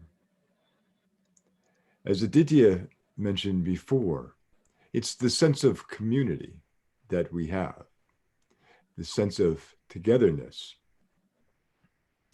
And I noticed that as the times got tougher, the Toastmasters got stronger, got more determined, was not going to let anything stand in their way. 750 meetings is a testament to the members of this great club, a testament to the determination of those founding members to get this club started and to get this club motivated. The fact that you still have charter members and founding members coming here is a testament to the quality of the club. Now, I haven't seen a charter member or a founding member of my club since I joined, but that's because my club is 70 years old. And I'm not sure our charter members or founding members are still with us. But they started the movement just like you did. And we look at each other and we notice the impact that we make on one another. I was watching the chats earlier and all the comments that were going on for the speeches and the impacts that they were making on all of us. Think about the 16 years that you've been in formation, the 750 meetings that you've had. Think about the impact that you've made on one another. More importantly, think about the impact that you've made on the world around you, on your community. When I often speak about impact, I speak about the two types of impact that we have. One is the impact that you can see, the direct impact that you notice.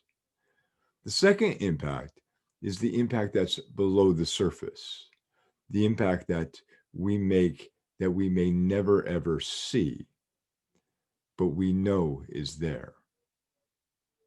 Let me illustrate this for you. How many of you have seen the speaker that comes into the club the first time and they grab a hold of the lectern so hard, their knuckles are white, there's no blood flowing, and they start swaying from side to side? And Nina's getting ready to run up there and grab them before they fall over and hit the ground. Yet you motivate them, you support them, you encourage them. And a few speeches later, they're ready to command the stage. They're ready to take on leadership roles. They're going to the world stage. All because you made an impact on them. But there's impact internally as well. There's the confidence that they get. There's that sense of connection and community that they have.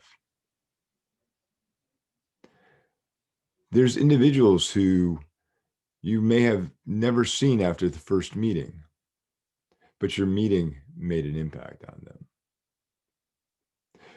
For many of you, when I hit the leave button today, it will be a long time before we see each other again. But you need to know that your club has made an impact on me. I love the speeches this morning. I'm going to remember those. The driving one scared me a lot. So I'll be sharing some of these stories with members of my clubs.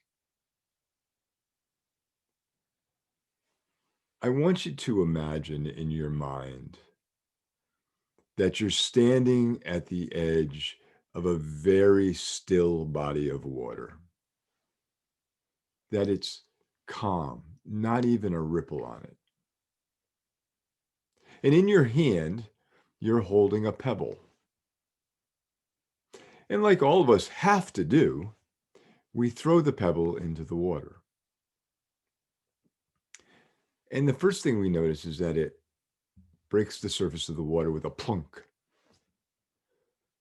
And then what do you see?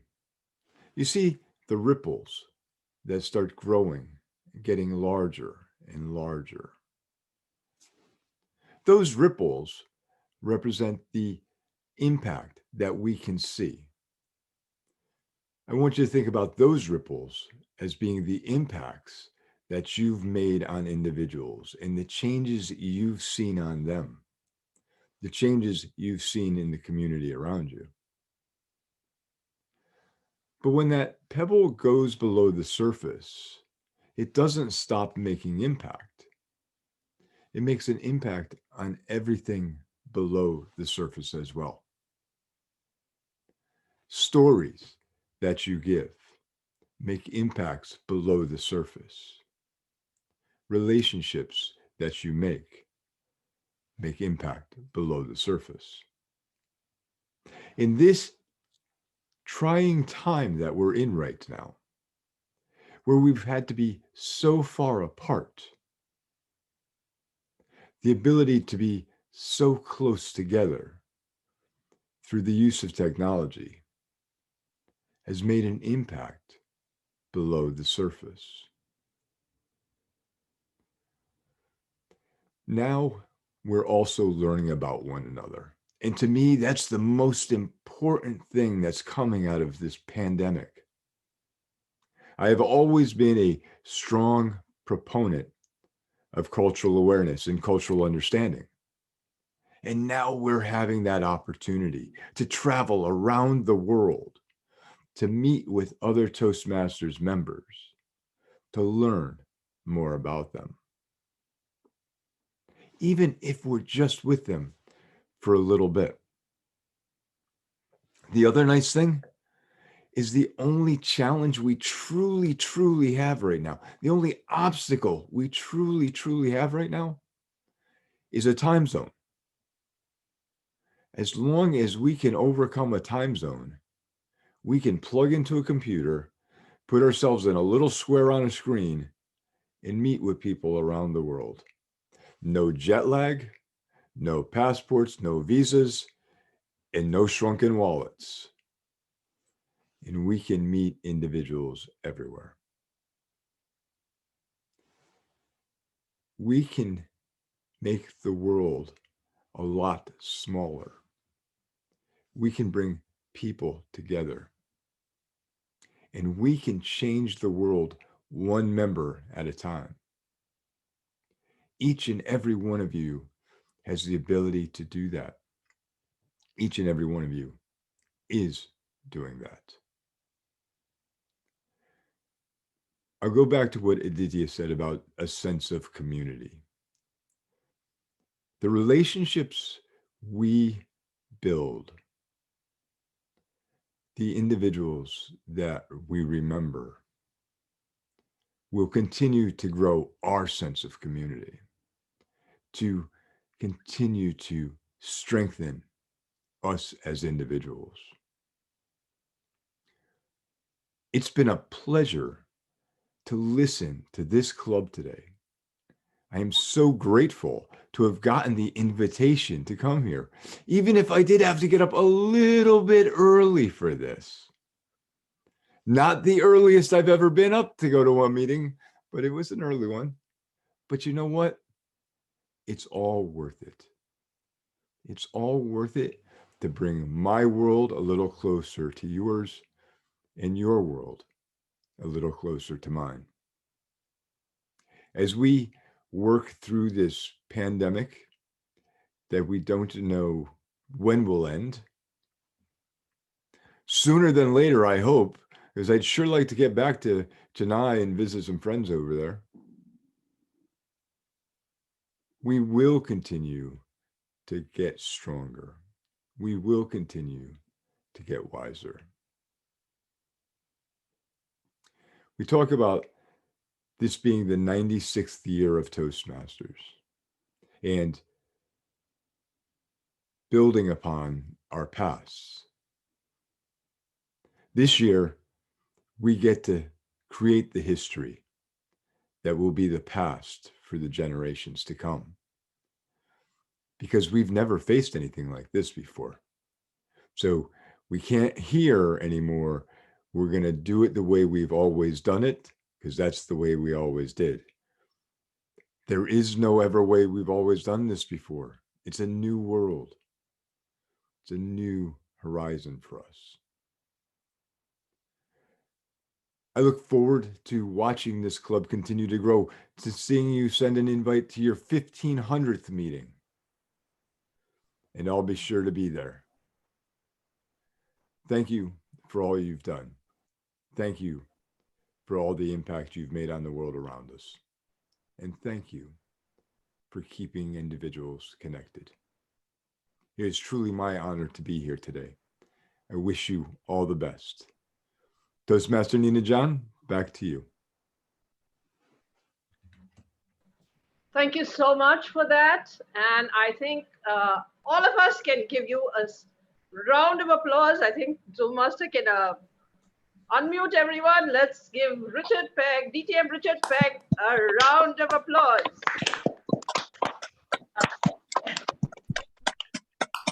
Thank you, sir. We are truly honored to have you here. And I will hand the screen back to our enthusiastic Toastmasters, Ranju and Kritika. Thank you. Thank you very much to distinguished Toastmaster Nina John, and thank you very much for the wonderful honor that you've had for us, distinguished Toastmaster Richard Peck, by attending our meeting today. It's really an honor to have you with us today here. Now it's time to look at the journey of the oldest club in Tamil Nadu, Chennai Toastmasters. It's always important to have a strong foundation, and CTM's foundation is built by the hard work of so many members. Let's remember those who have put in their heart and soul to make the club what it is, unveiling the journey, presenting to you the CTM reel. Over to you, Zoom Master.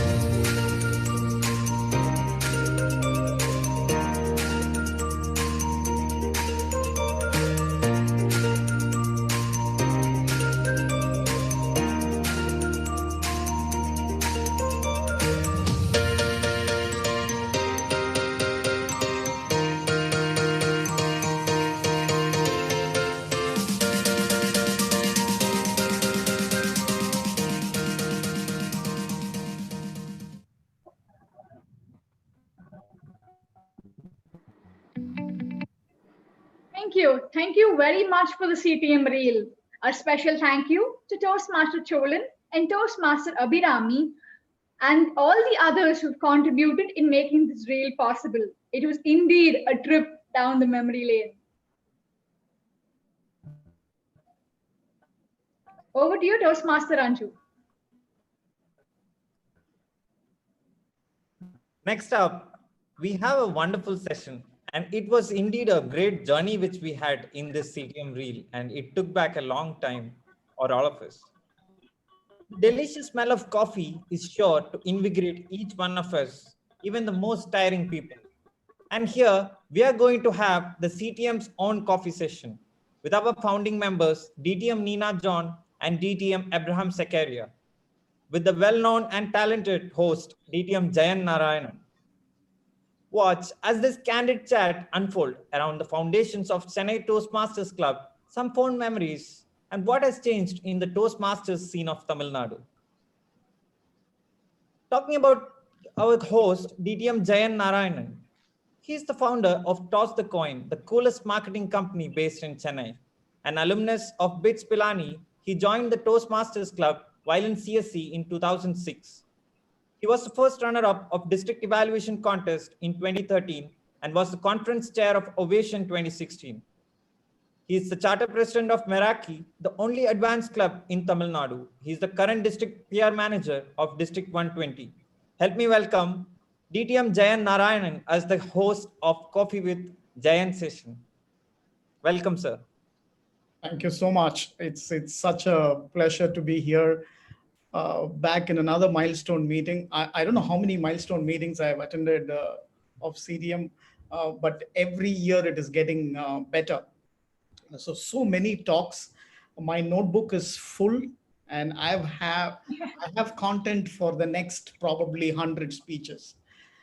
Just that I will have to tweak the titles a little bit. Aditya has given me around 4 speeches.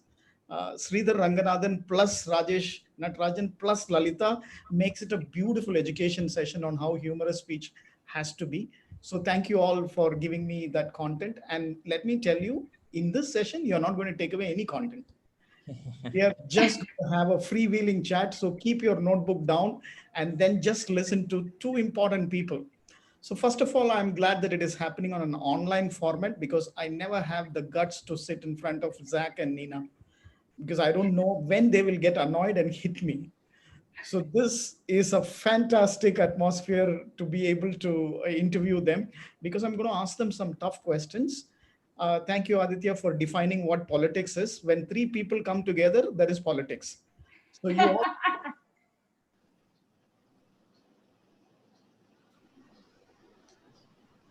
all Sir, unmute yourself. Muted. The moment I said politics, somebody muted me. So that's what politics is all about, right? So I don't know who did that, but Nina, I know you don't have the control, but must be Zach, but Zach appears absolutely innocent like always. So let's go ahead and quickly interview these 2 stalwarts of CTM. The earliest memory that I have about CTM, and especially Nina and Abraham Zakaria, is when they came to my corporate club, the first corporate club in Chennai, then called the Covances Chennai Toastmasters Club in MEPS Tambaram in the year 2006. So they came to our company to do a demo meeting. And I thought this is the right time to probably go and find out what they are doing. They were almost like 200 people sitting in the auditorium. I was sitting at the end, and Abraham Zakaria was the TT master. And he was just showing how TT has to be done. And then I was the first victim. I don't know at my height how he identified me at the last row. And this is what I call as fate. I took some 25 steps towards him, and then he gave me a piece of paper. All that I remember is seeing that paper. I went blank. After that, I lifted up and I saw 200 people staring at me, and I didn't speak a word. When I walked back those 25 steps, that was the longest I've ever walked in my life because there was thunderous applause. I was just enjoying that thunderous applause, not knowing whether they're humiliating me or motivating me. But the best part was after the meeting, Abraham Zakaria came and met me. He put his arms around my shoulder and said, that was a fantastic step you took. I said, which step? No, you came all the way, took the paper from me and looked at it. That's the first step.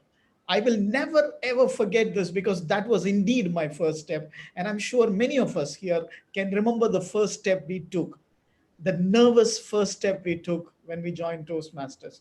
So that's what CTM is all about. They've created so many Toastmasters by a ripple effect, right? They created a club. Covances went on to create many other clubs. And like that, we have ended up creating a whole district right now. So my first question to both of you, but I'll go with Nina first. And Nina, how and when did you join Toastmasters? So this was in around the year 2003 or so. I was conducting a management seminar at the local Madras Management Association. And the gentleman walked up to me and said, have you heard of something called Toastmasters? And I was, no, I haven't. But strangely enough, I had been toying with the idea of starting a public speaking club for adults. So here was something serendipitously, delivered on a platter to me. So I said, okay, let's see what it's like. And the rest is history.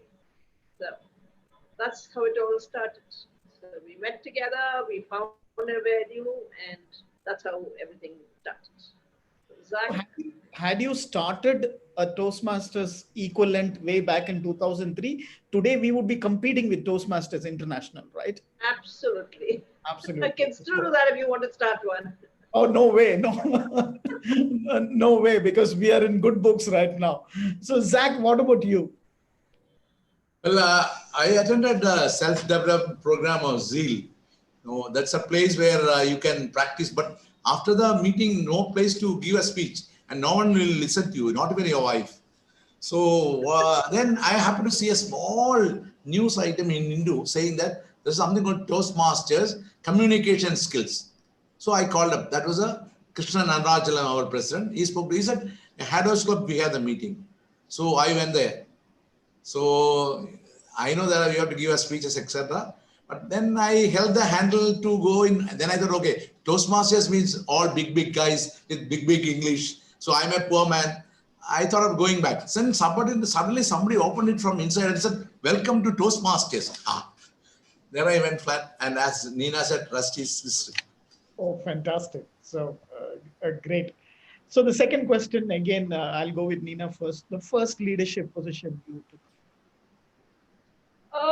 We took up different positions in the XCOM, but we really didn't know what each one was supposed to do. So everybody was doing everything. I mean, like, the secretary would write the notes, the secretary was not there, somebody else would write the minutes, and all that kind of thing. But I think it's when we actually formed an area, we had all of 3 clubs, and we formed an area, and we'd gone to the first officers training program, and they said, Deepak was desperately trying to get an area. No matter what happened, he would have 2 clubs and 1 dead club kind of a thing. So he finally cobbled together 3 clubs from 3, I think Hyderabad, Mangalore, and Chennai or something like that, and cobbled an area together. Oh, okay. The area director was the first. Area director was the first. Yeah. What about you? Area governor, as we were called. Area governor those days, yeah. That was more fancy, no? Yeah. I know. No. Okay. Especially going through the airport, the governor is coming, it sounded so exciting. What about you? Yeah. No, I was going to say, it sounds very exciting, except for our friends who look at you and say, oh, hello, Madam Governess. And then the whole thing goes for a toss. Great. So what about you, Zach? Well, I was the chartered treasurer of Chennai Toastmasters, which I continued for 5 years. I know who are the other, but every year someone was getting elected. But I continued to take care of everything. Till Sandhi Swaminathan become the treasurer. She said, okay, give me all the accounts. First time somebody asked me for accounts. I thought it is an insult for me because I am the treasurer forever. Right, so, forever. Yeah. So I can imagine. So the next question would be to Nina. Why me all the time? Catch that. Okay. Sorry? All right. I said, why me all the time? Go ahead. Oh yeah, but don't worry. These are all simple questions. The tough ones are coming. Then I will go to Zach that way. Zach. Yeah. All right. I'm being nice to you today, by the way. So sweet. Who do you admire the most in Toastmasters across the world? I would say Pat Johnson, Mm-hmm. former international president. Okay. I think she did an amazing job as president. I had seen her first as first vice president when she came to Sri Lanka. I don't know if you remember, we had all gone to Sri Lanka and she had come there. And then later on, she became the president. But I think she did an outstanding job as Toastmaster and as president. As a president. Yeah, international president, yeah. So what do you think Deepak didn't do to achieve this coveted, admired by Nina position? Ghar ki murgi dal barabar.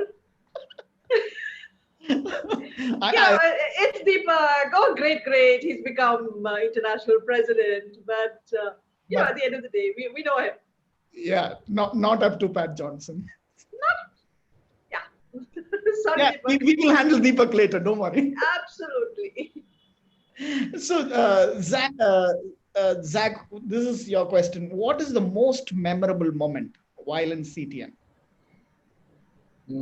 CTM. Okay. Then initially we were meeting only on first and third Sundays. So Sundays usually I take a nap, and one day I got up, dressed up, rushed to Ruby Hall of Presidency. Then I held the handle to open it. It was not open. Then that waiter said, "Sir, today there's no meeting." Then only I realized we have meetings on first and third. It was a second Sunday. I went there. Is that how you got the most dedicated Toastmaster award? Yes. They should, right? Yeah. And then he was instrumental in saying nothing doing. Every week we're going to have a meeting. Whether I come or not, the CTM has to meet. So that he need not calculate first and third. Yes. All his fault. That way. So what is the best speech that you ever delivered, Nina, as part of your projects? Well, strangely enough, there's a humorous speech that I had.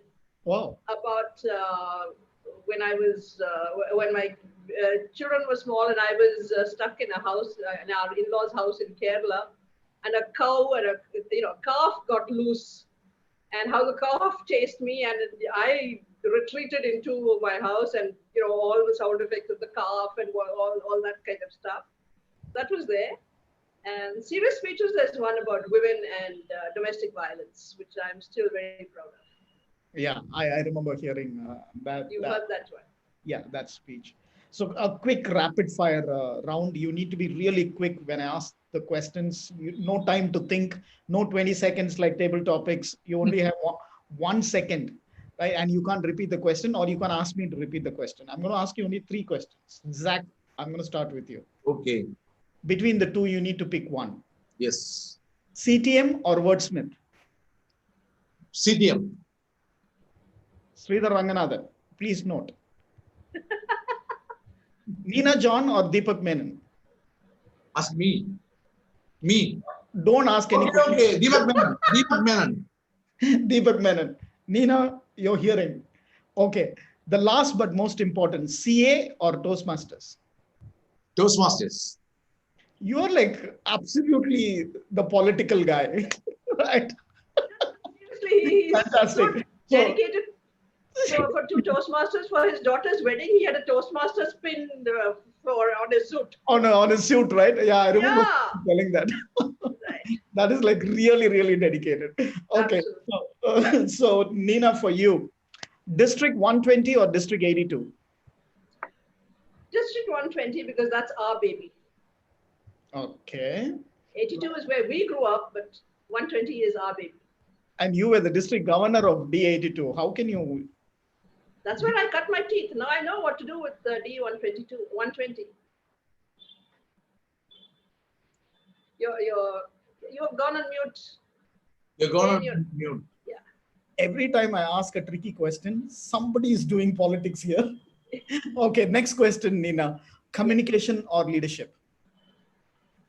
You cannot have one without the other. You can have communication without leadership, but you cannot have leadership without communication. So what is your answer? Leadership. Leadership. Okay. Last one. Traditional or pathways? Traditional. Traditional, yeah. I think everybody will clap. That's a no-brainer. Everybody is going to clap for that. So I'm going to go back to Zach. This is just a question, no yes and no. Which is your favorite club? My favorite club is CTM. Aha, so easy. Right. Your favorite role that you played? Treasurer. Treasurer, obviously, right, where all the money went. Describe yourself as a teenager in 3 words. I was a very lazy guy. Secondly, I was fond of sports and other stuff, not sports studies. Thirdly, I was very, I must say, not very introvert. Not very introvert. You are an expert. Not introvert. I was introvert. Introvert, is it? Yeah. What does that mean? I was living in a shell. I was living within a shell, not outgoing. Oh, okay, right. I don't think you'll ever find a teenager like that in today's world, right? But this was 60 years ago. Okay, I know. One project you hated in Toastmasters, one project. Research. The research project, right? Oh my God, yeah, high five. If you had a superpower, what would that be? I'll convert everyone a Toastmaster. At least our school students must mandatory Toastmasters. I think all the VP membership would be excited to hear this because you're doing their job, and CGD, Partha will be the happiest. Right, now I'm going to move to Nina. Your favorite Toastmaster, you have said that your favorite term, leadership term.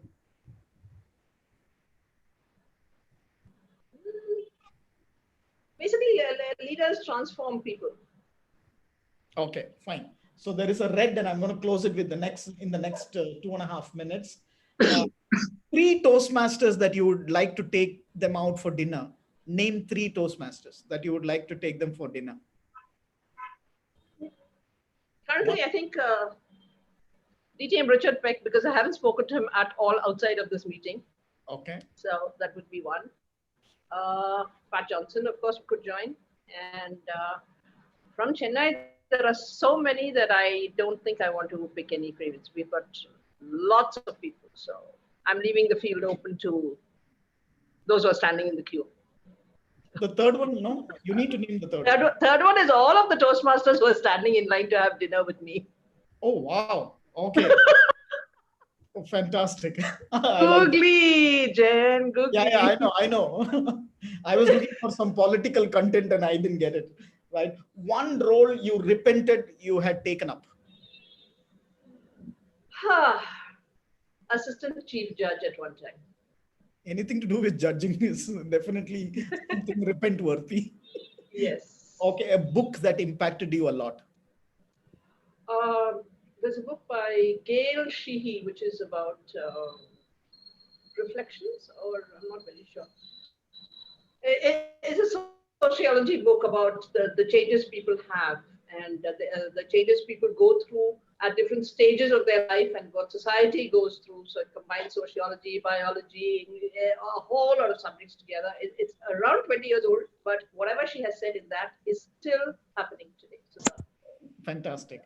Okay, one parting final question to both of you. Start with Zach. Advice to young Toastmasters who are in this meeting today. Well, if I write an autobiography, it'll have 2 parts, before Toastmasters and after Toastmasters. So be a Toastmaster. Continue to be a Toastmaster. Fantastic. Nina, your advice to young Toastmasters in this meeting? one is commitment and dedication.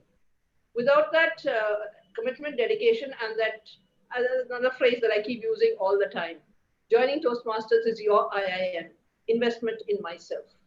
So look at it, IIN, investment in myself. Okay. So once you look at it and you say that, okay, this is an investment in myself, it will help me in my professional life, personal life, everywhere else. then it's not about, you're not looking at it as $45 that I'm paying and what am I getting out of it? Like Aditya said, you change that whole paradigm and you're like, how will I grow and how can help others grow? You'll never, as to quote Helen Blanchard again, if you got out of Toastmasters, whatever you wanted to get out of Toastmasters, you would never get out of Toastmasters. All right, great. So thank you both of you for spending your Thank valuable time with us. And you are the ones who have created almost every other Toastmaster that we come across today, including the stalwarts like Aditya, Maheshwaran, and Sasaram. I always used to refer to them as two college kids. And they've grown beyond limits. So that is what you people have done to us, and keep doing what you're doing. So it's highly motivating. Thank you so much. Thank you. Thank you for the interview. Thanks. Back to the Toastmaster meeting. Next up, we have Remembering the Stalwarts of CTM by a very special Toastmaster, Toastmaster Shrikant. He's a veteran Toastmaster working with the Indian Railways. Toastmaster Shrikant tells us that he's addicted to Toastmasters. He's also been a club counselor at the Cavaliers Club. He has a pool of mentees who are inspired by him, and he provides valuable feedback to others as well. Presenting Toastmaster Shrikant. Over to you, sir. Thank you very much. Good evening. It's great to have you this evening for our 750th meeting of Chennai Toastmasters Club. It's a great honor that I have been given to recognize and to say a few of the achievements of a couple of Toastmasters who have been stalwarts of CTM. And I also take this honor to recognize each and every member of CTM who have played right from GTM Nina John, Abraham Zakaria, till the current ExCom members, and every individual who has contributed a lot towards making CTM what it is today, a lighthouse of a club. CTM has always been a motivation place where we can always attend a meeting and then feel compelled to join the club and to grow. It's also an honor for me to say that a few of those stalwarts who I would be recognizing posthumously, it's sad that they are not with us right now, but I'm sure wherever they are up in heaven, they are definitely looking down on us and smiling at us. To begin with, we have late Toastmaster Krishnan Arunachalam. To say a few words about Toastmaster Krishnan Arunachalam, he was the first president of Chennai Toastmasters Club. He's also the first member of District 120. He's a well-known Toastmaster among almost all the Middle East countries where he had been working for some time. He was elevated to the post of Assistant Governor, Public Relations. Toastmaster Arunachalam is a person who had this dream and vision, and it is his brainchild. Chennai Toastmaster is what it is right now. And the second Toastmaster I would like to recognize as one of the great stalwarts is late Toastmaster Ravi Bhaskaran. Ladies and gentlemen, what you see on your screen is late Toastmaster Ravi Bhaskaran. He's a retired marketing executive. He was a meticulous man, very conscious about time, and most responsible person whenever it came to taking up roles for the club that he represented. Chennai Toastmasters Club was fortunate to find a person who was an excellent Toastmaster and also a gentleman to the core. He was also the first contestant from Chennai Toastmasters to represent in a club level and also area level and division level contest. He is well known as a contestant among those clubs which were functioning during those days. He also played an active role in setting up another famous club in Chennai, Chennai Wordsmith Toastmasters Club. He's a very fine person who was always there for any Toastmaster who joined the club and wanted somebody to guide. He's a Toastmaster once again, as a gentleman and also a very fine human being. And the third stalwart is late Toastmaster C.T. Thomas. Late C.T. Thomas was a meteorologist who worked in Pune. After his superannuation, he settled down in Chennai. And can you believe me? He joined Toastmasters at the age of 80. It took him 6 years to complete his competent communication manual. He was an inspiring person and also very famously known around all the clubs in Chennai, Bangalore, and all other places in South India for his immaculate and explicit way of judging. He was a judge who was on big demand those days. He was there to judge even the corporate clubs of those days were wanting to have late Toastmaster C.T. Thomas to judge the contest. They would go to his house, pick him up, and drop him back. That was the reverence. That was the immense personality he was having. And do you know what? He's a proud father of proud daughter, DTM Nina John. And the fourth Toastmaster stalwart I would like to recognize is Karthik Srinivasan.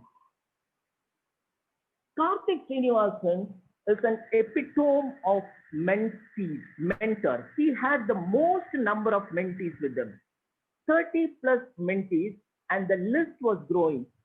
He was willing to take more. He never said no to a person who wanted to be mentored by Toastmaster Karthik Srinivasan. That was the love and affection he had, but he was a tough master when it came to competition.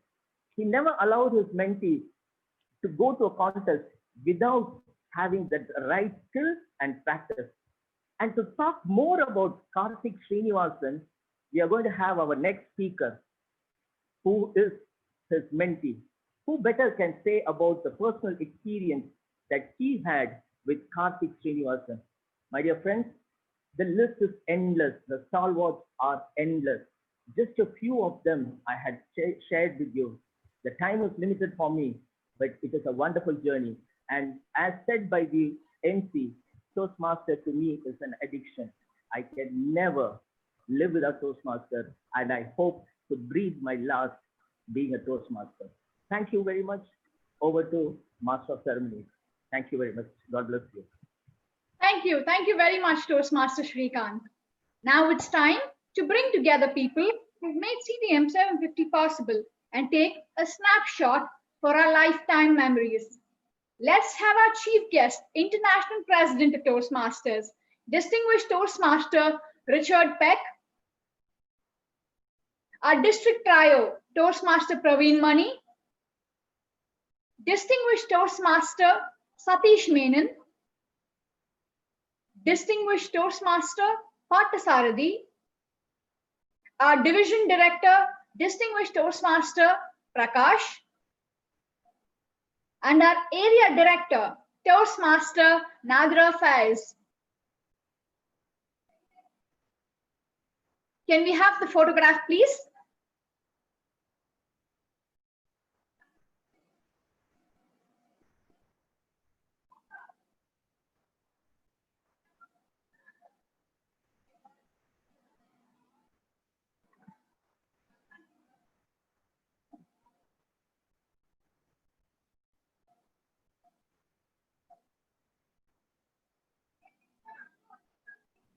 Yes, thank you.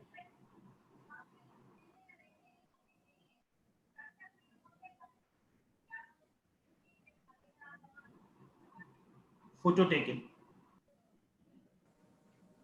Thank you everybody for coming together. Now, I'll hand over the stage to Toastmaster Anju.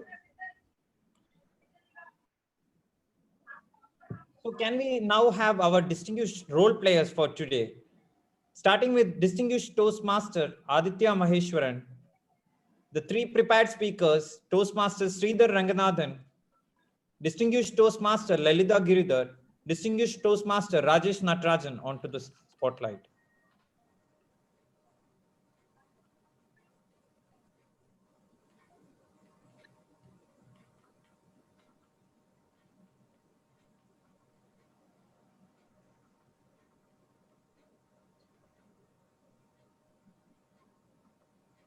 and our chief guest, International President of Toastmasters, Richard Peck.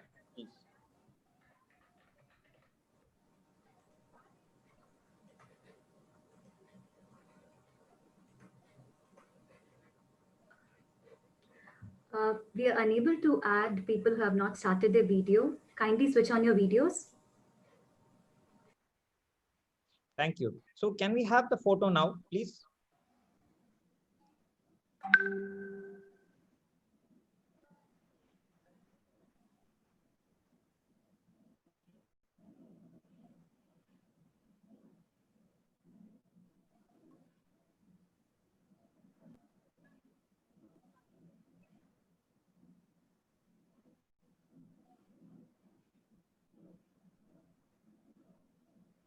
Photo taken.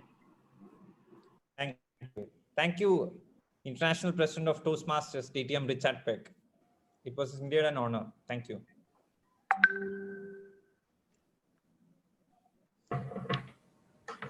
Now I call upon to take the role players of this ceremony, the people who made it happen, the people who are on stage and off stage, and who were the backbone of this ceremony. There were people, Toastmaster Cholan, Toastmaster Syed, and there were numerous amount of other people who actually made it happen behind the scenes to make this milestone meeting possible. For this session, I would call upon our Surgeon at Arms, Abhirami, to take over the session. She's a chartered accountant and working in Barclays Bank. Over to you, Toastmaster Abhirami. Thank you, Toastmaster Ranju. Now we'll have on stage the role players who thoroughly entertained us today with their scintillating performance.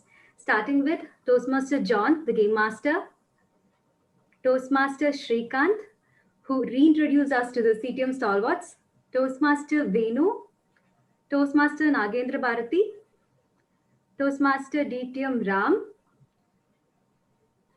Toastmaster Jimmy, Toastmaster Kritika, and Toastmaster Ranju. And please add Toastmaster Richard Peck.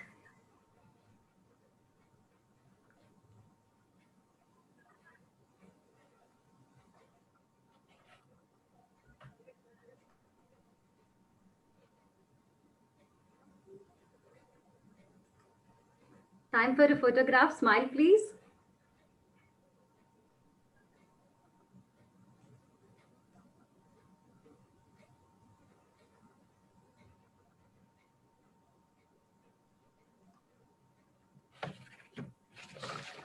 Taken. Yeah. Next, we'll have on stage the off-screen role players who are the backbone of a successful meeting. So I request the following Toastmasters to come on stage. Zoom Master Toastmaster Abhilash,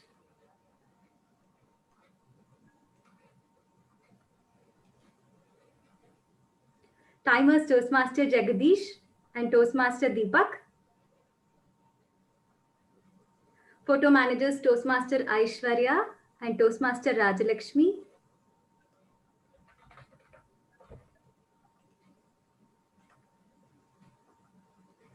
Spotlight Master Toastmaster Vratika,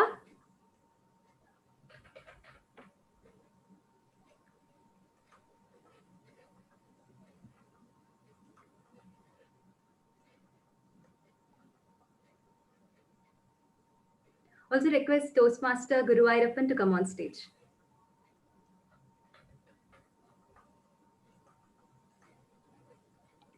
Yes. Time for a photograph. Yeah, smile please.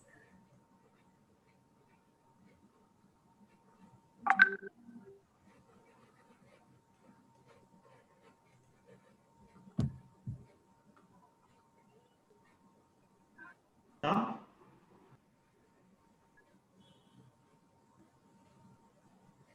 Yes, yeah. Thank you. Thank you for coming on stage. Handing over control back to you, Toastmaster of the Day. Thank you, Abhirami. Now I call upon Toastmaster Jimmy to deliver the vote of thanks. Toastmaster Jimmy currently works at Biocom Limited and represented CTM at the area level humorous contest 2020. Toastmasters, he says, has given him the platform to express before an audience. He believes that this is the best part of CTM. He joined CTM in 2017 and has been an active member since. Over to you, Toastmaster Jimmy. Thank you, Toastmaster Kritika. Good evening, dear Toastmasters and guests. It's indeed a great honor and privilege to propose a vote of thanks on this memorable occasion. I'm standing before you as a one-phase representation of CTM to express our gratitude to all the people who have contributed towards the success of this event. First and foremost, the President of International Toastmasters, Distinguished Toastmaster Richard Peck.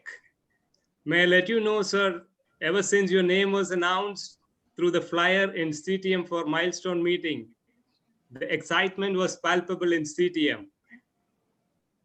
We couldn't ask for more for our 750th meeting.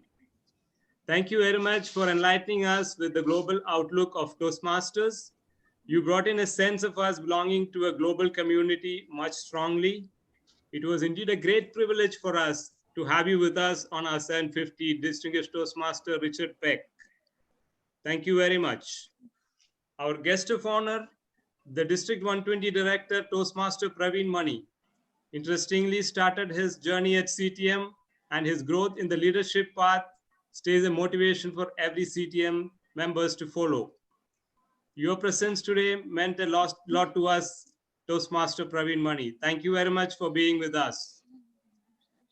Distinguished Toastmaster Aditya Maheshwaran, it was always a pleasure to listen to you, and today was no exception.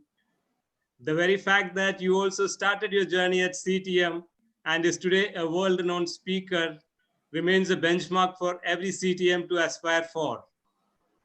Thank you very much for being with us on our milestone meeting, Distinguished Toastmaster Aditya. I'd like to thank the Program Quality Director, Distinguished Toastmaster Satish Menon, the Club Growth Director, Distinguished Toastmaster Parthasarathi, Division C Director, Distinguished Toastmaster Prakash. On behalf of CTM, I express our gratitude. We are humble and grateful for your presence today at our 750th meeting. Toastmaster Nadira Faiz is a host among the guests. Thank you very much for your presence today, Toastmaster Nadira Faiz. We are proud of you. For me, today's Coffee with Jayan was a more entertaining and enlightening event than a coffee with Karan. Coffee with a pinch of humor was a perfect blend. Thank you very much for entertaining us. As always, Distinguished Toastmaster Jayan Narayanan. Distinguished Toastmaster Nina John and Distinguished Toastmaster Abraham Zakaria. They are the most accessible DTMs for CTM. We run out of words to express our gratitude to you. We love you, DTMs. And then the prepared speech session. What an honor to have three stalwarts of CTM back to back. Congratulations, Distinguished Toastmaster Sridhar, Distinguished Toastmaster Lalita, and Distinguished Toastmaster Rajesh Natarajan. We thoroughly enjoyed the session. Thank you very much. Toastmaster Shrikant Kutikrishnan, Toastmaster Venu Neelakantan, and Toastmaster John Sherlin. Your sessions were a reflection of the legacy, the culture, and the fun-filled life at CTM. Please accept our appreciation and gratitude. Then our guest in the audience, the Distinguished Toastmasters, the Toastmasters from other clubs, the non-Toastmasters. It was indeed a great pleasure for us to host you today. We value your presence and we are grateful for you being a part of our milestone meeting. The Toastmaster of the day, Toastmaster Kritika and Toastmaster Ranju. You guys rock the stage. Thank you very much for all the entertainment. I like to extend my appreciation to Toastmaster Cholan for his work behind the reels. Congratulations, Cholan. It was indeed a great presentation. I also utilize this opportunity to congratulate and thank the executive committee and all the CTM members for all your efforts in making this 750th milestone meeting a grand success. With that note, I hand over the control to the president of CTM, Toastmaster Guruvayurappan. Over to you, Toastmaster Guruvayurappan, for the closing remarks. Thank you, Jimmy Patros, for the wonderful vote of thanks. I also like to thank our Honorable International TMI President, Dr. DTM Richard Peck, for his esteemed presence throughout the session. And I also thankful District Trio. Hello.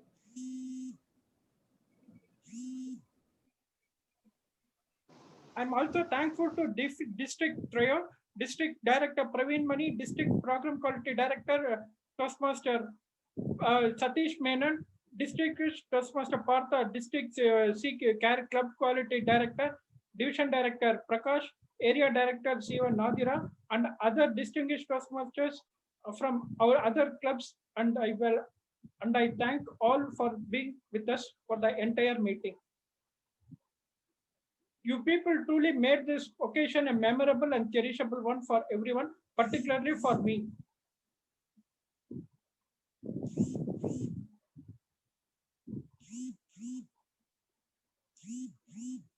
Now we have one more session called mentor memory session, for which I request Venu to organize the event. Venu, stage is yours. Please conduct mentor memory session.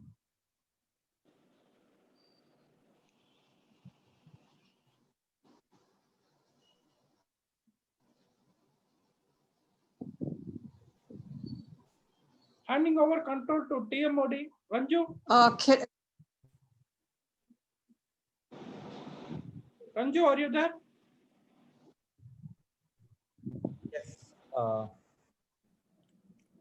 Yes, sir. So it was indeed a pleasured meeting so far we had in 750. And I would indeed like to thank all of you in this. Now Ranju, we have... you are not audible. You are not audible. No, he is audible. Please proceed. Yes. So now we have one where the ending note, where we tried to keep the ending note in 750 is with our final mentors, the mentors who made this all possible. So first up, we have DTM Ram to end the closing address. DTM Ram, for Karthik Srinivasan's address, I welcome to you on the stage.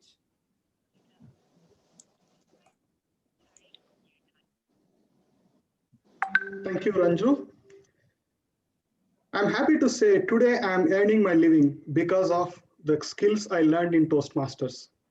In my journey as Toastmaster, many gurus helped me to become better speaker and better human being. DTM Ninajan, DTM Saro, DTM Karthik Srinivasan, and many more. Due to time, I'd like to talk about DTM Karthik Srinivasan. All the mentors I mentioned, including Karthik, has one thing in common. They all are like master painters.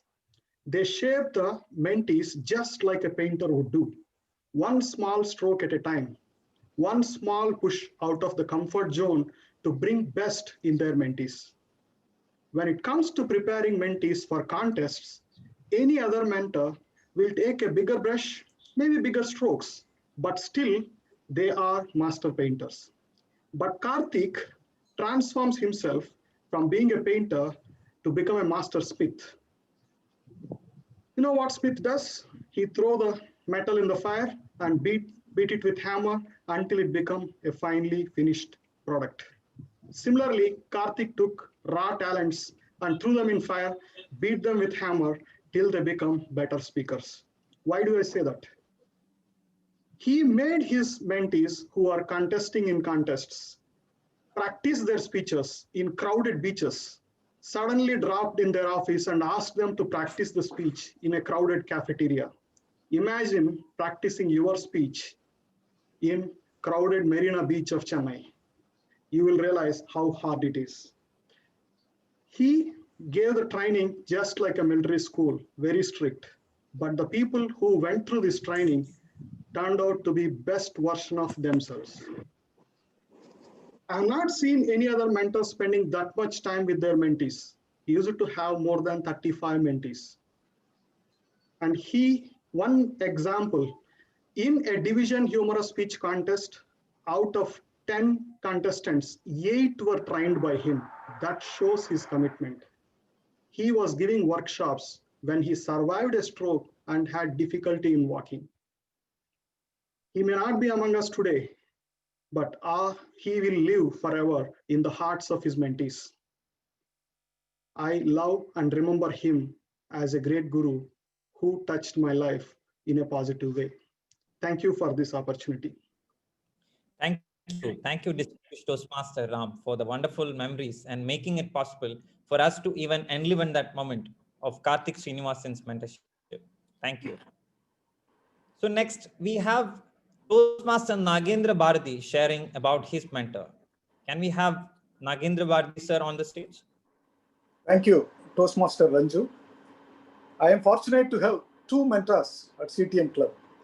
My first mentor was Toastmaster Ramesh Daswani from the year 2007 when I joined the CTM Club at Ruby Hall, Presidential Club at Egmore. He helped me a lot in improving my speech and getting that CC certificate from CC 1 to 10. Not only that, in the initial stage, I was very irregular in attending the Toastmasters meetings. As I was working in Bangalore, I attended the meetings only once in 6 months. Whenever I attend the meeting, there was a new president. My mentor was kind enough to introduce me as an old member to the new president. At one point in time, he was not there. And the then president, at the conclusion of the meeting, he called me and asked me to introduce myself and give the guest feedback. That was a time when I remembered the introduction made by my mentor, Toastmaster Ramesh Daswani. And also he helped me to achieve this award.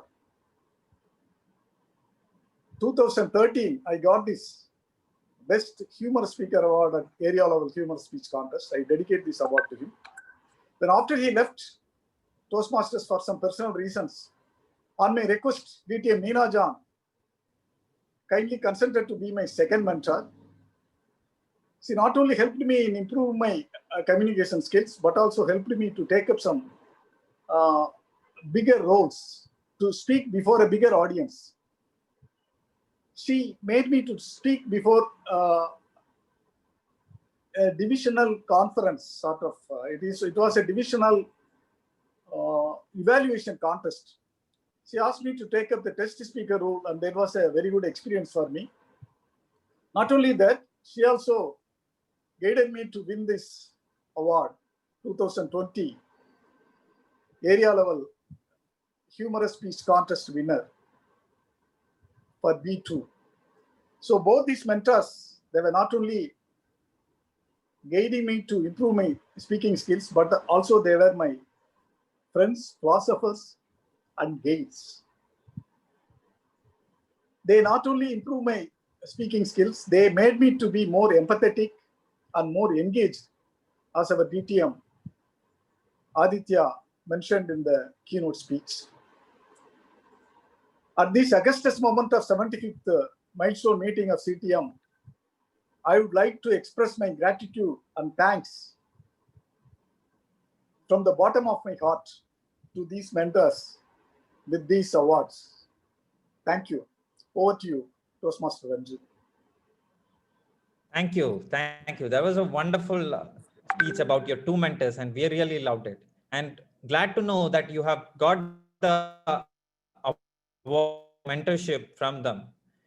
Now, we will hand over the session to Guru Sir to speak about his mentor and finish the closing address. Over to you, Guru Sir. Thank you, Ranju. I am also fortunate to have more than one mentor. My first mentor was Muhammad Mustafa. For a brief while, he was my mentor, but then he left club. He left for Saudi. Then I changed to mentor. My second mentor was late DTM Srinivasan Karthikeyan, about whom DTM Ram has already spoken about him. So my current mentor is Sarovel Rajan, DTM Sarovel Rajan.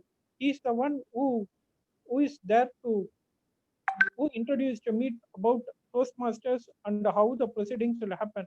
Because the day when I entered Toastmasters on February 2011 was a club contest. He briefly explained to me about the contest as well as regular meetings and what will happen in regular meetings, prepare speech, table topic session, everything and various roles. Because at the time I never thought he will become my mentor, but he became my mentor. After he became my mentor, he is a very cool, calm, composed, like any other mentor. But what I like is his responsiveness. Whenever I send a script to him, he immediately respond. Within a day, he will respond to my script. So in that way, he helps me to improve my. He improves my. He improves help in helping my communication skills. Okay. With this, I hand over control to Ranju. Ranju, there is one more speaker, Arumugam, who wants to speak about his mentor. Arumugam, the stage is yours. Please speak about your mentor. Thank you. Thanks, everyone. I'm happy to be part of this meeting. And my message to the new Toastmasters is that if you need to be successful, you need to have the right mentor. I would say because of my mentor, I went to district level finals in the humorous speech contest twice. I will give a quick background about me. So any guesses how long I took to deliver my CC1 speech?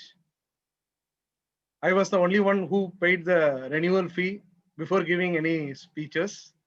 And I took around 8 months to deliver my CC1. So after the end of the meeting, once Lalita met me and she asked, I've been seeing you for a long time, why you have not delivered any speech? I said the fear of failure was my problem. And she asked me to write my autobiography. And I wrote my autobiography, whatever happened in my life from my school days till my working days. So from that biography, she created 3 different speeches. One is icebreaker, second one is my interview experience, and third one is exams and prayers.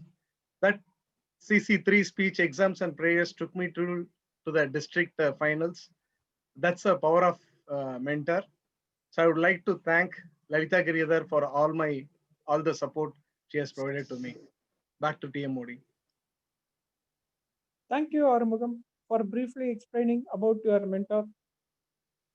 Now, with this, our meeting is almost come to a conclusion. I like to extend my thankfulness and gratitude to International President DTM Richard Peck and other district officers, distinguished guests, and all other guests who are attended right throughout the meeting. With this, I declare meeting number 750 adjourned to next week. Now let's gather for an informal meeting. Unmute yourself and just gather for an informal meeting.